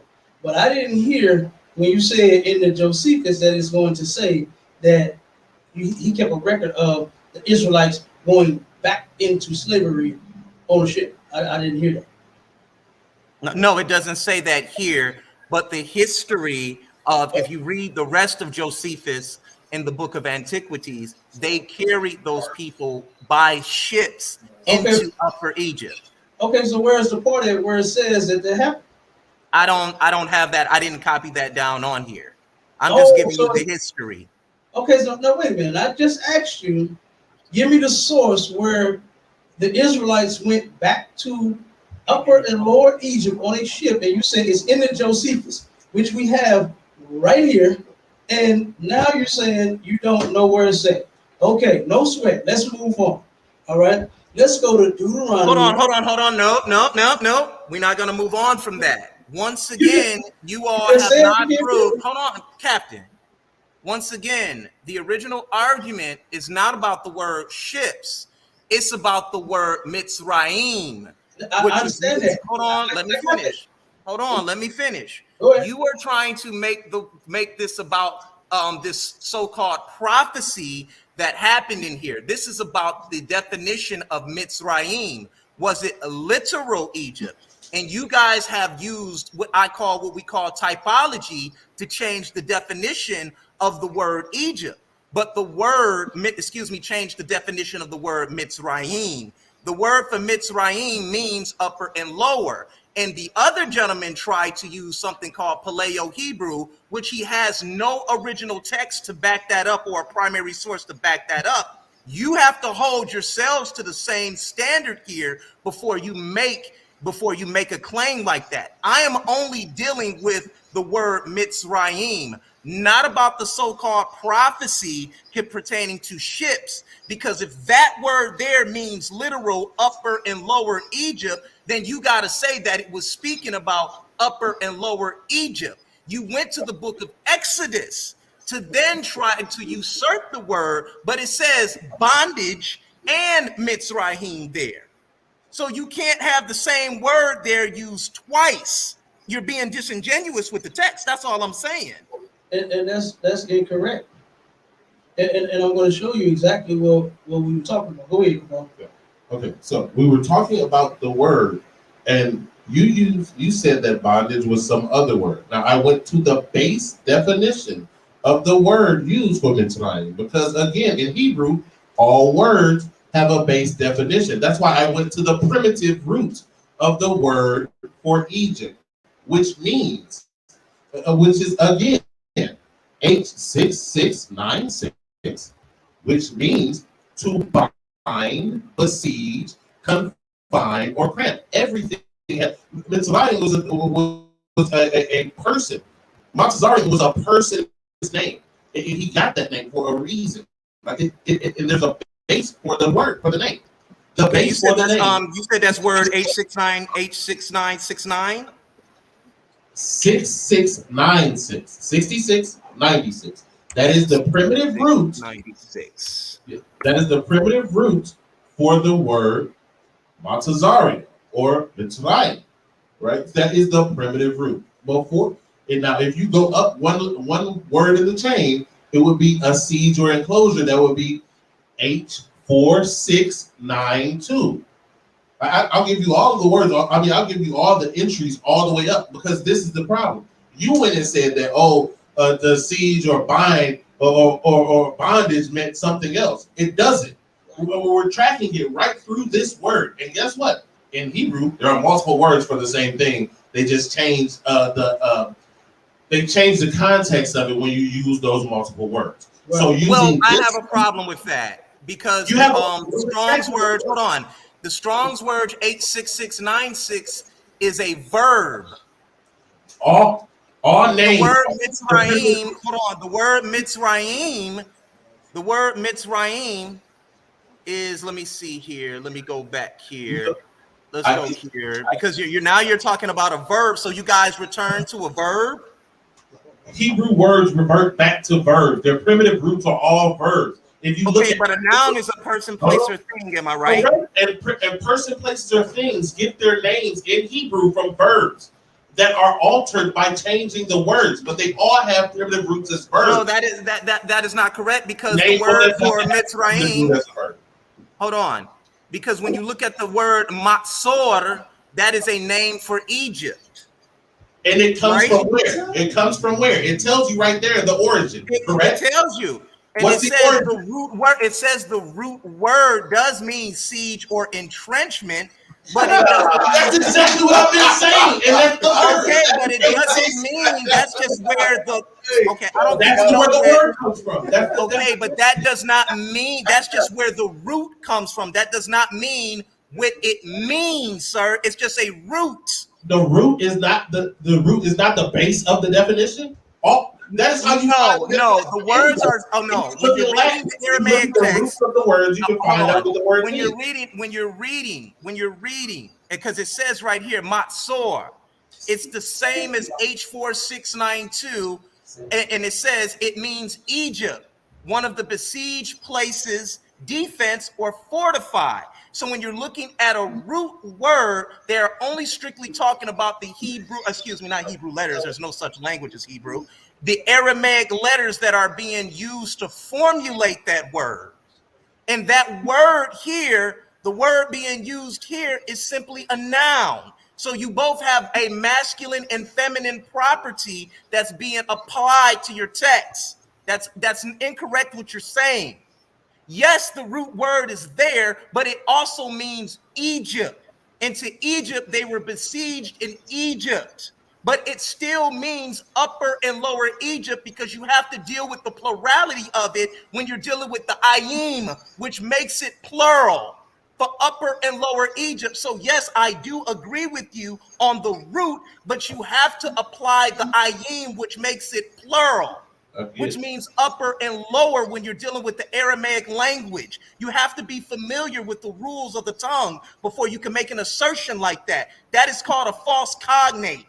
I've already clarified on that. Yes, that as you say, ayim or yom in the original text, it does mean plural. It does. It simply just means it. It's the same way you would add an s to any word in English. If you were to say corner instead of saying corner, you'd say corners. It's a double string. It's the same as saying a rock in a hard place. They're the same thing, but you're stuck in between. Yes, you're stuck in between the upper and lower kingdom, but they're still bond. It still represents bondage. It doesn't mean upper and lower kingdom. That is simply a definition added on later. It was never called biblically. Wait a minute, it was added on later. I'm not understanding what you're saying there. That is simply a definition. How do you prove that it was a definition added on later? Because there is no term for the upper and lower kingdom in the biblical time. After the biblical time, there were definitions. No. Hold on. No. That's an assertion. That is an assertion and a statement that you're making to get away from the fact that this is talking about a literal Egypt that they would return to. That's an assertion. You can't do that. Okay. Now, first off, we're not running away from anything. He hit it dead on, right? And you just agreed that the word means exactly what he said. But what you're trying to do is you're trying to make it mean literal Egypt. You just said that it's in the Josephus, in the record, where we went back into Egypt on a ship. I asked you to prove it because I got the Josephus right here in front of me. Give me where it's at in there. And you said it doesn't you're trying one more time, Captain. Hold on. I'm not going to let you make this about the word shit. That is changing the context. Hold on, brother. Just slow down. I just asked you where. I'm not going off of the word Egypt. I'm talking about us going back into Egypt on a ship. That's what I'm talking about. And you said it was in the Josephus. And when I asked you, where can I read that at? Because what I heard you say, you did not say what you were reading out of the Josephus that we went into captivity, the Israelites on a ship. You said if you know history, from Ptolemy, he took us over there on a ship. That's what you said. But you said you were going to give me the source out of the Josephus, which you did not. When I asked you, you said, I did not take a note of it. I don't know where it's at. That's basically what you were saying. So that's why I said we just gonna move on from that because you did not prove it. You have not proven that the Israelites went back into Egypt on a ship. So that's why I said that part we're gonna move forward from because that's you couldn't prove it. So now, hold on, one more time. Real quick, We're bro. not gonna move forward on that because once again, you're making a statement. You can't do that. I'm only dealing with one more time. Let me remind the audience on what's going on. Let me do a reset and land you for a minute. I'm dealing with the word Mitzrayim. Hey, Chris, hold on one second. And why would you add? No, hold on. No. Hold on. I wasn't done. That Ayim makes it plural in Upper and Lower Egypt. Chris, why would they put an Ayim on the end of Abaddon? Chris, I was not done, brother. I wasn't finished. Right? Now you jammed. I'm not going to allow you to make these assertions against what I was talking about. I didn't make any assertion. You jammed yourself. Make an assertion. You've been doing it all day. Chris, no, I did not. I asked you to show me the record of the Israelites going back into Egypt on a ship. And you told me it was in the Josephus. And I asked you what you were reading. I did not hear that we went back into Egypt on a ship out of what you were reading in the Josephus. And I asked you because I have the book right here in front of me. I got the book. We got it. And I said, where does it say it at? And you said, well, I don't know. I did not take a note of it. Hey, Cap, let me interrupt. Let me interrupt for a second. Okay, go ahead. So check it out. Now, remember, before y'all started, I said business was about to pick up, right? So I want to point out something. When y'all first started dialoguing, we had 5 people that were watching live and about 25 views overall. Since MVP jumped on and y'all started having y'all dialogue, we went up to 55 views and we got 9 people viewing live. So now I say that to say this. I believe this is a topic that we can put together for y'all to have at a later date. I understand y'all having it now and I understand y'all going back and forth, but I'm saying this, like formally, this is a topic that y'all might want to consider getting into at a later date. Yeah, I got you. And guess what? What we finna do right now is we finna wrap up what we were saying. And that's definitely, we can always put that on the table. And we can always have a discussion later. And like you said, do a formal discussion or whatever. It don't matter to me. We can do it like this again, formal. We can do it however we got to do it. All right. But I definitely want to clear this up right here. Okay. It's because he made a claim. Well, after you go, let's let you go and let's let Chris have his say, because if we're gonna close out, let's at least get a brother a chance to close out. I got you. So let me finish saying what I'm saying, because the brother, he made several different claims, he said several different things, and I want to address them all. Officer Gabar just turned around and proved that what the word means, right? We got that. The word does not mean upper and lower land, Egypt, right? That's not what the word means. And we just proved that. So when I asked Chris to show me a record of the Israelites going back into Egypt on a ship, I asked the brother, where is it at? He said it's in the Josephus. He started reading from the Josephus. I did not hear him say Israelites went into captivity on the ship and nothing that he read. So I asked him, where is it at in there so I can read it? Because I got the book right in front of me. He said, well, it's not in what I read, but it is further on out in the book. I said, okay, then where is it? And he said, well, I didn't keep a note of it. So he obviously does not know where it's at.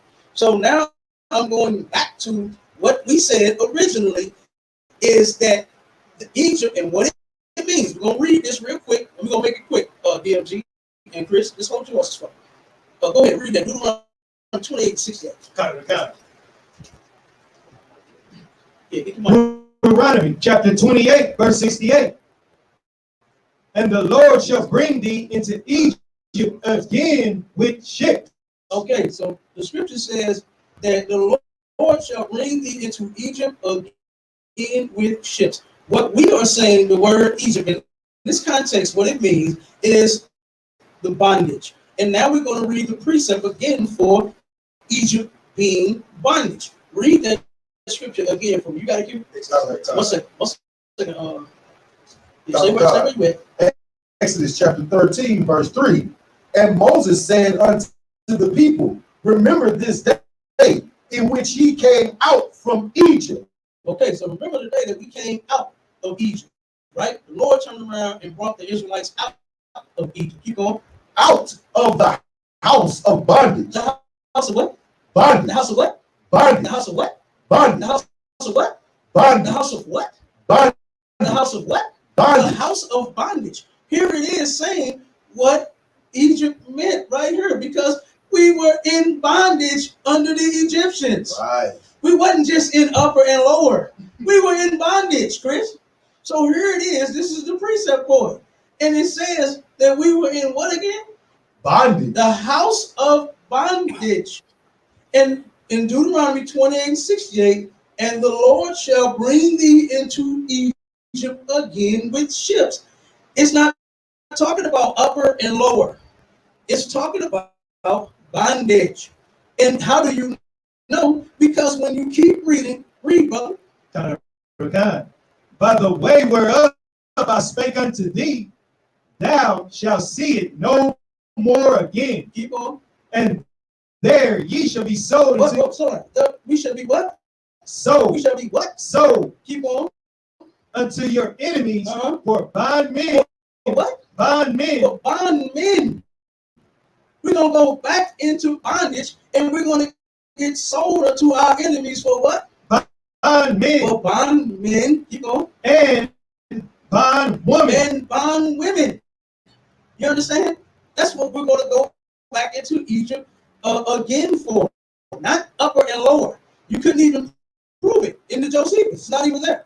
So now, when you went to Jeremiah 42:2, you said your own book, I'm going to use the book against you. Your own book is speaking against you. Start at 15 for me. Verse 42, Jeremiah 42 and verse 15.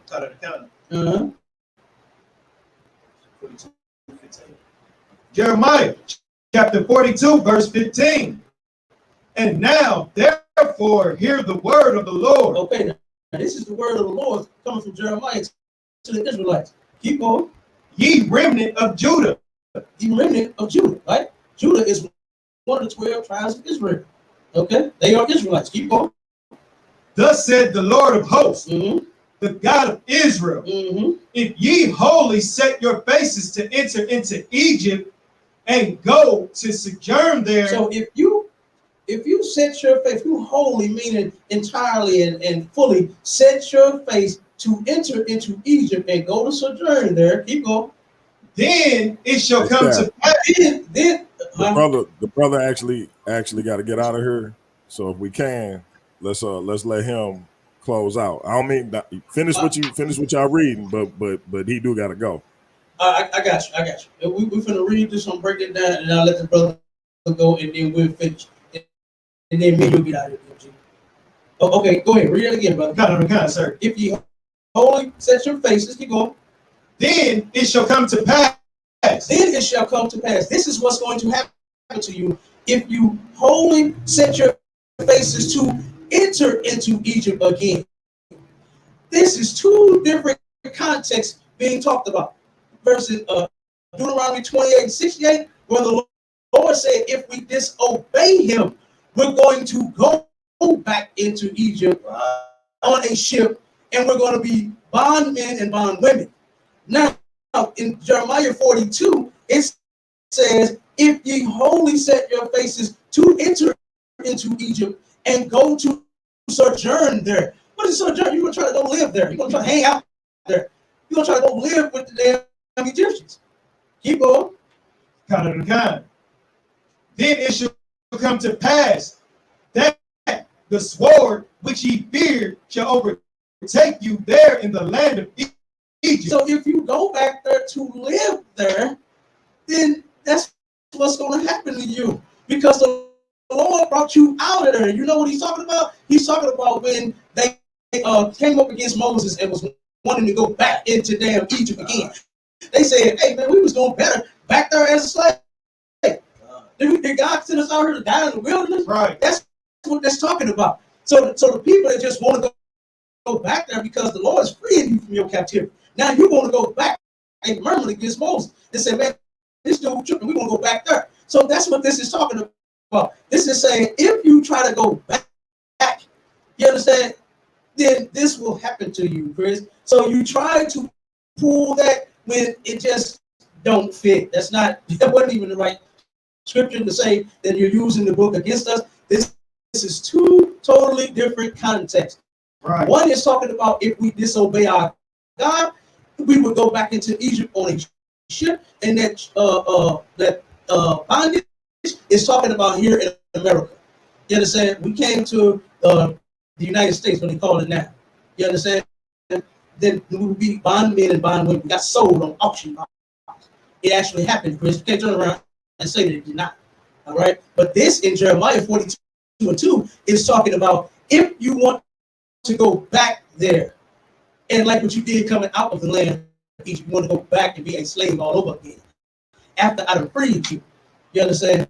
So two totally different contexts. But I know the brother said he got to get out of there. We're gonna go ahead and let Chris give his last final little statement, and then we're gonna pick up at another time, Chris.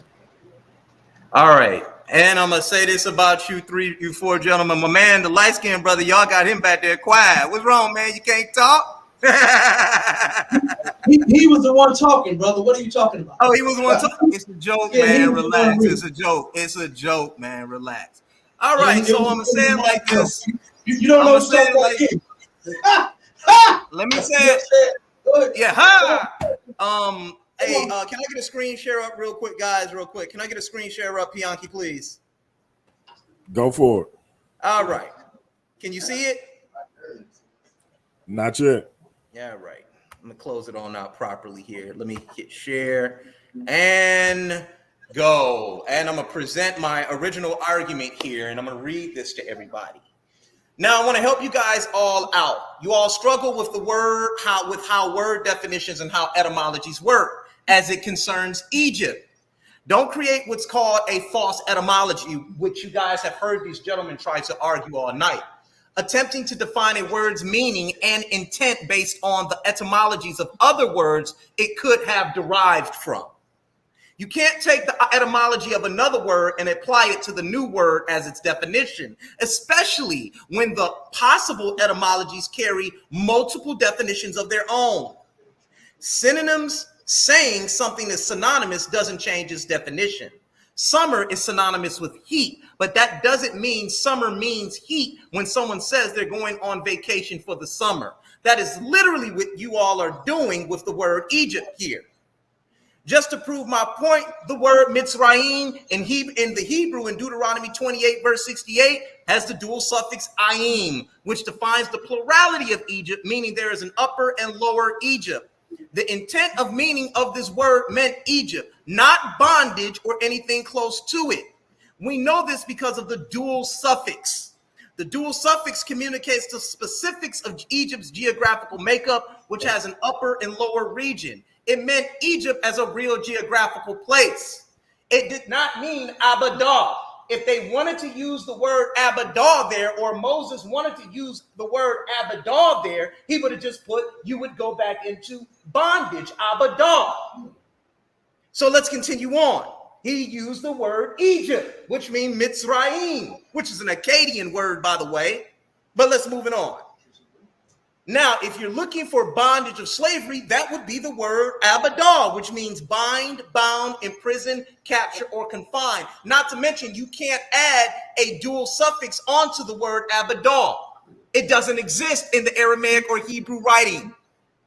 God is not an author of confusion, or your God is not an author of confusion. So you all say, God is not Batman's Riddler. Like everywhere else in scripture, God would have used the proper word for bondage or slavery if that was the intent to be clear.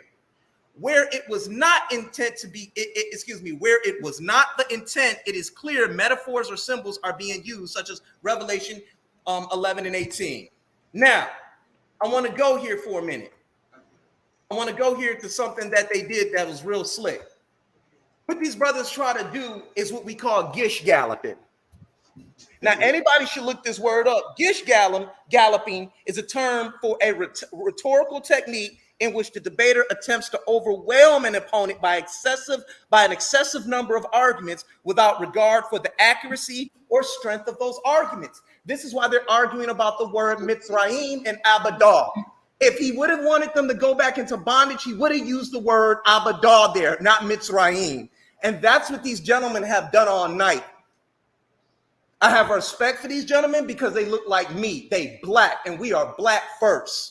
When you read the book of Deuteronomy 28, the 28th chapter, it talks about curses and that these people that Moses was speaking to will seek refuge and would be in bondage, enslaved. These brothers that are on the internet right now are not enslaved. They are not in chains. They are on the internet pontificating what's in a book which comes from the Bronze Age that actually has no use today. That's what these young brothers have attempted to try to do with the word Abadah and Mitzrayim. It's two different words, and the contexts are both different. This is gish galloping and a no true Scotsman argument at its finest. This is where I have a problem with people who pontificate when reading the biblical text. Remember, Captain 10K, the burden of proof is not on me to prove that you all are Israelites. The burden of proof should have been on you. What you could have done is just simply show Israelites getting off them damn boats, and you would have destroyed me right here, and that would have been game over. You even went to the book of Jeremiah and tried to unwrite the word Mitzrayim, which is used there. And the fact that they call Egypt bondage shows that the text is very ethnocentric, which means it's only pertaining to a group of people, because the people of Egypt never called their land Mitzrayim. They never called it that, and they never referred to it as that. It was the land of Waset, Taseti, and the beloved land of Tamari. That's what they called their land. This text did not exist at the time of any type of Exodus, because no Exodus occurred. The book of Deuteronomy is a 5th century text, easily proven with the anachronisms placed in the book. That's another story and another time. I want to thank Brother Pianki for allowing me to come on. Brother 10K and his 3 soldiers in the back, shout out, salute. I actually enjoyed myself. Let's build, not destroy. I'm out. Hey, hold on, Chris, before you go, real quick. Salute, MVP, salute. Hold on, he gone? Not yet, I don't believe. Yeah, he gone. Yeah, he bumped up. Okay, because I was gonna ask him if we are not the people that came off of those ships, then who are we? Who? I mean, it's all kinds of. Yeah, they made movies about slavery. It's museums, it's pictures, it's manifest. It's all kinds of things that will prove that black people here in America, you understand, this came off of those ships. So I didn't understand his point when he said that. You understand? That is ridiculous. I didn't even have to prove it. It's already been proven. It already happened to us. You understand? So, but I'm showing you in the scriptures, I don't know where that presentation came from. Like I said, it was real scholastic. When he said game was over, the game was not over. The game was over when he tried to do what he did. You understand? You get what he was trying to say, DMG? What he was trying to say is that we claim that we are the Israelites because of that prophecy. And he wants to go and try to make the word mean upper and lower land of Egypt, when that is not what it means. You understand? He even agreed that the word means their bondage. He agreed. You understand the root word? He agreed that it means that. So if the root word means that, then how are you trying to change it? You understand? We said it several different times. He pulled the one where he said upper and lower land, and then he could not prove that the Israelites went back into Egypt on a ship. Historically, he couldn't do it. He said that it was in this book right here. That's why I keep holding it up, because we got it right here. You understand? He turned around and could not, he said it. So he told us, if I wanted to destroy you, you destroyed yourself when you made a claim and you could not prove it. We pulled the precepts to show you. First, where we get that the word Egypt means bondage at. It's in the Bible. You understand? That's what we called it. That's what it was called, because the Israelites were there in bondage. So if you turn around and you went out of Egypt, and then those same people go into captivity on a ship, that's those people. We're here in bondage again. He talking about because we on the internet, Negro, we ain't free. The hell you talking about? What that mean? Because you got a cell phone. What that mean? Because you ain't got your life. You understand? Your life is in danger of being taken away from you by a white cop, by a white man in a pickup truck, by a white woman lying saying you raped her, by somebody saying you, some Karen saying you barbecuing, some Karen saying you selling water, some Karen saying you in my parking space. You understand? Like, come on, man. All kinds of. Go ahead. Some Karen saying that you in her apartment when it's your damn apartment. Yeah, damn right. You understand? Yeah, absolutely. You understand? So come on, man. You understand? Like I said, we are not free. We don't have anybody to defend us when anything happens. So who we got? Al Sharpton? Who we got? The white man. Somebody turn around and come up against the white man. He says planes, drones, Army, Navy, Marines, and he got a goddamn reserve. You understand? Hey, Cap, That's read the screen, and then we're gonna get ready to close out. I got a discussion or a dialogue, I should say, coming up with the brother Robert Ash on free will. So make sure y'all tune in for that discussion. It's gonna be happening at around 8 o'clock, 8:30. But check out the screen and let me know what y'all think of that, and then I'm gonna have y'all close out. All right, I got you. It says African Americans aren't the only Israelites, and every African American is not an Israelite. My DNA specifically says I have Jew blood. Hold on, here we go. Some people just claiming off of skin color. I never once claimed that the Israelites were, Israelites because they black. You understand? We always say that it's the bloodline. If you don't come from Abraham, Isaac, and Jacob, then you're not an Israelite. Simple as that. You understand? But I know you got to get out of here, brother. We're going to wrap it up real quick. You want to say something real quick?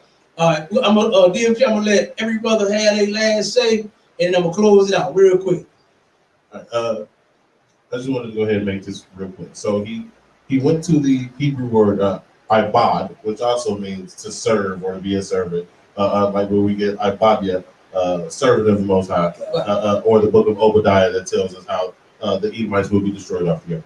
But there are other words, and we did, under his own volition, under his own admission, trace the word Montazarium back to its root, which he agreed was its root, and he got upset that it was a verb, even though if you look previously in the Bible, the land was named after a person, and all people's names in Hebrew are based off of verbs. Right.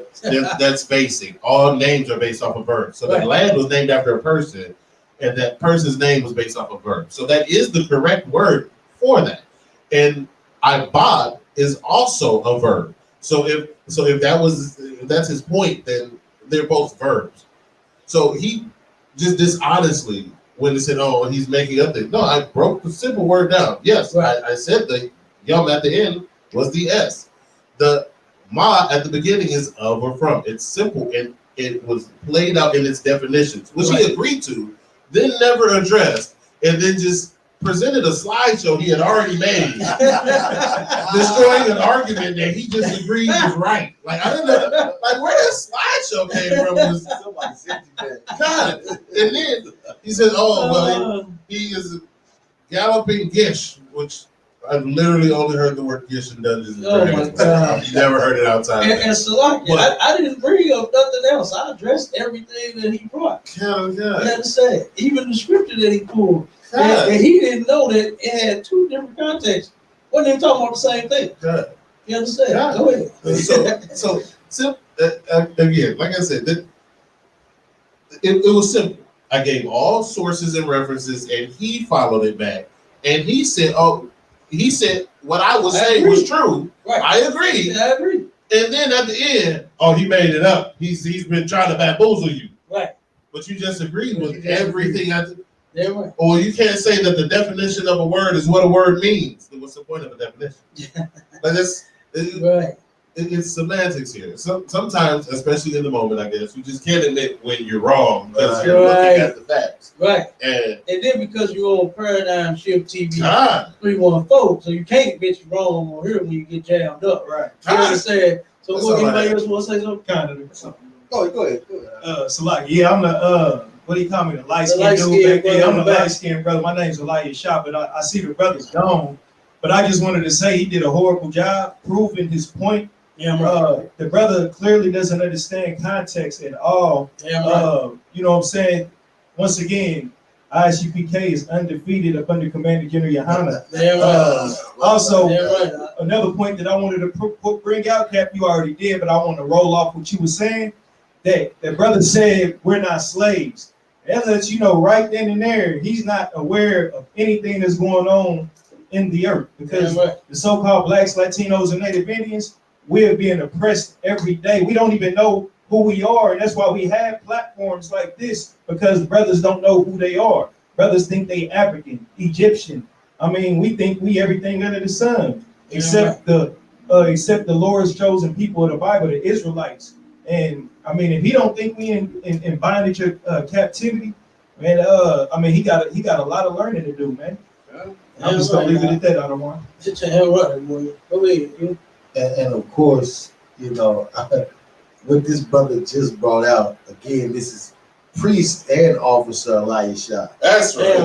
Most High in Christ. But what that brother just brought out was extremely heavy. I mean, I don't know why this guy was able to get the floor.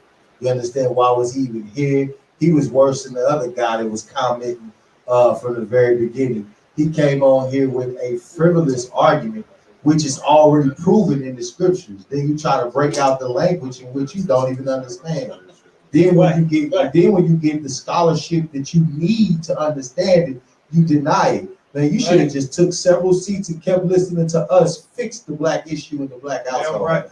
You understand? And this is another thing, man. You brothers, when y'all get like that out, understand this, that you are the problem. You understand? Because you closing your ears to the facts and to the things that are actually plaguing black people and the solutions that will fix them, to have your little day on your soapbox, man. That brother should have just shut his mouth and let us continue on with what we was doing on the show, man. But with that being said, hey, man, I'd like to thank you for my first time being on the Paradigm. You know what I'm saying? And with that, y'all already know who it is. Captain 10K Dagal, Gabar, the ISUPK up under Commander General Yohana. You understand? And this is Paradigm Shift TV 314. And this is Captain's Corner, man. We done took over for the day. And as y'all see, we don't lose. You understand? We ain't just a bunch of dummies that don't know what they're talking about. All right? We are actually, guess what? The men, I ain't gonna say me. The men over me, man, they scholars. You understand? They scholars, and I learn from them. You understand? And they have taught us everything that you could imagine. You understand? When it comes to knowing what this Bible means.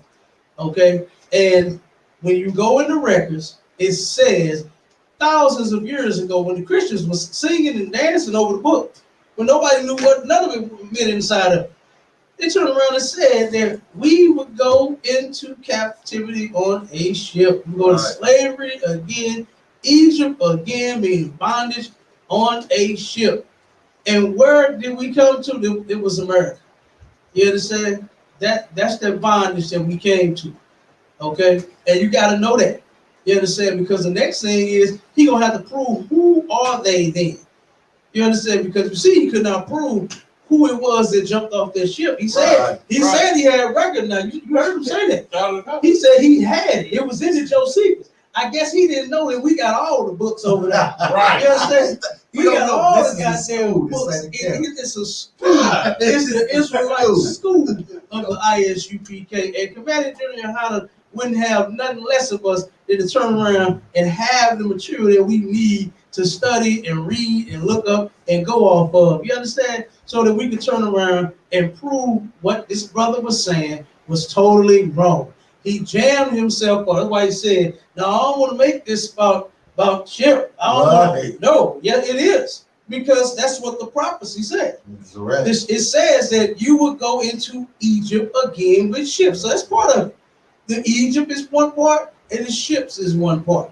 You understand? And so, like I said, man, it's all good. If anybody want to have a discussion with us, like I said, you don't just have to be in the chat. Be a man. You understand? And come and we can have a discussion. We can do like what the brother Chris just did. You understand? And we can have a discussion, and guess what? We'll destroy you too. You understand? Right. And with that, Shalom is real. Shalom. If I may, I just want to say again, this is Captain's Corner featuring Captain Dagal, Gabar of ISUPK, ISUPK St. Louis, and the rest of the soldiers. And as you see, he willing to take on anybody. As you see, the last few months since the brother been coming on the channel, he been the MVP of the channel, because whoever I say want to have a discussion, he step up and have that discussion. So if you got something you want to say to Cap, reach out to me and we'll put it together. Otherwise, you just gonna be a troll in the chat. So come get this work or stay in the chat and talk that talk. We out. Hey, look, DG, type that type. Yes. That's what they do. All right, we out. I appreciate y'all, brothers. Yeah, right. Hey, we appreciate you too, brother. Shalom, man. Type. You see nobody just put in the chat, come get this smoke. Come get it. Come get it. I don't think the language teacher was going to be here today.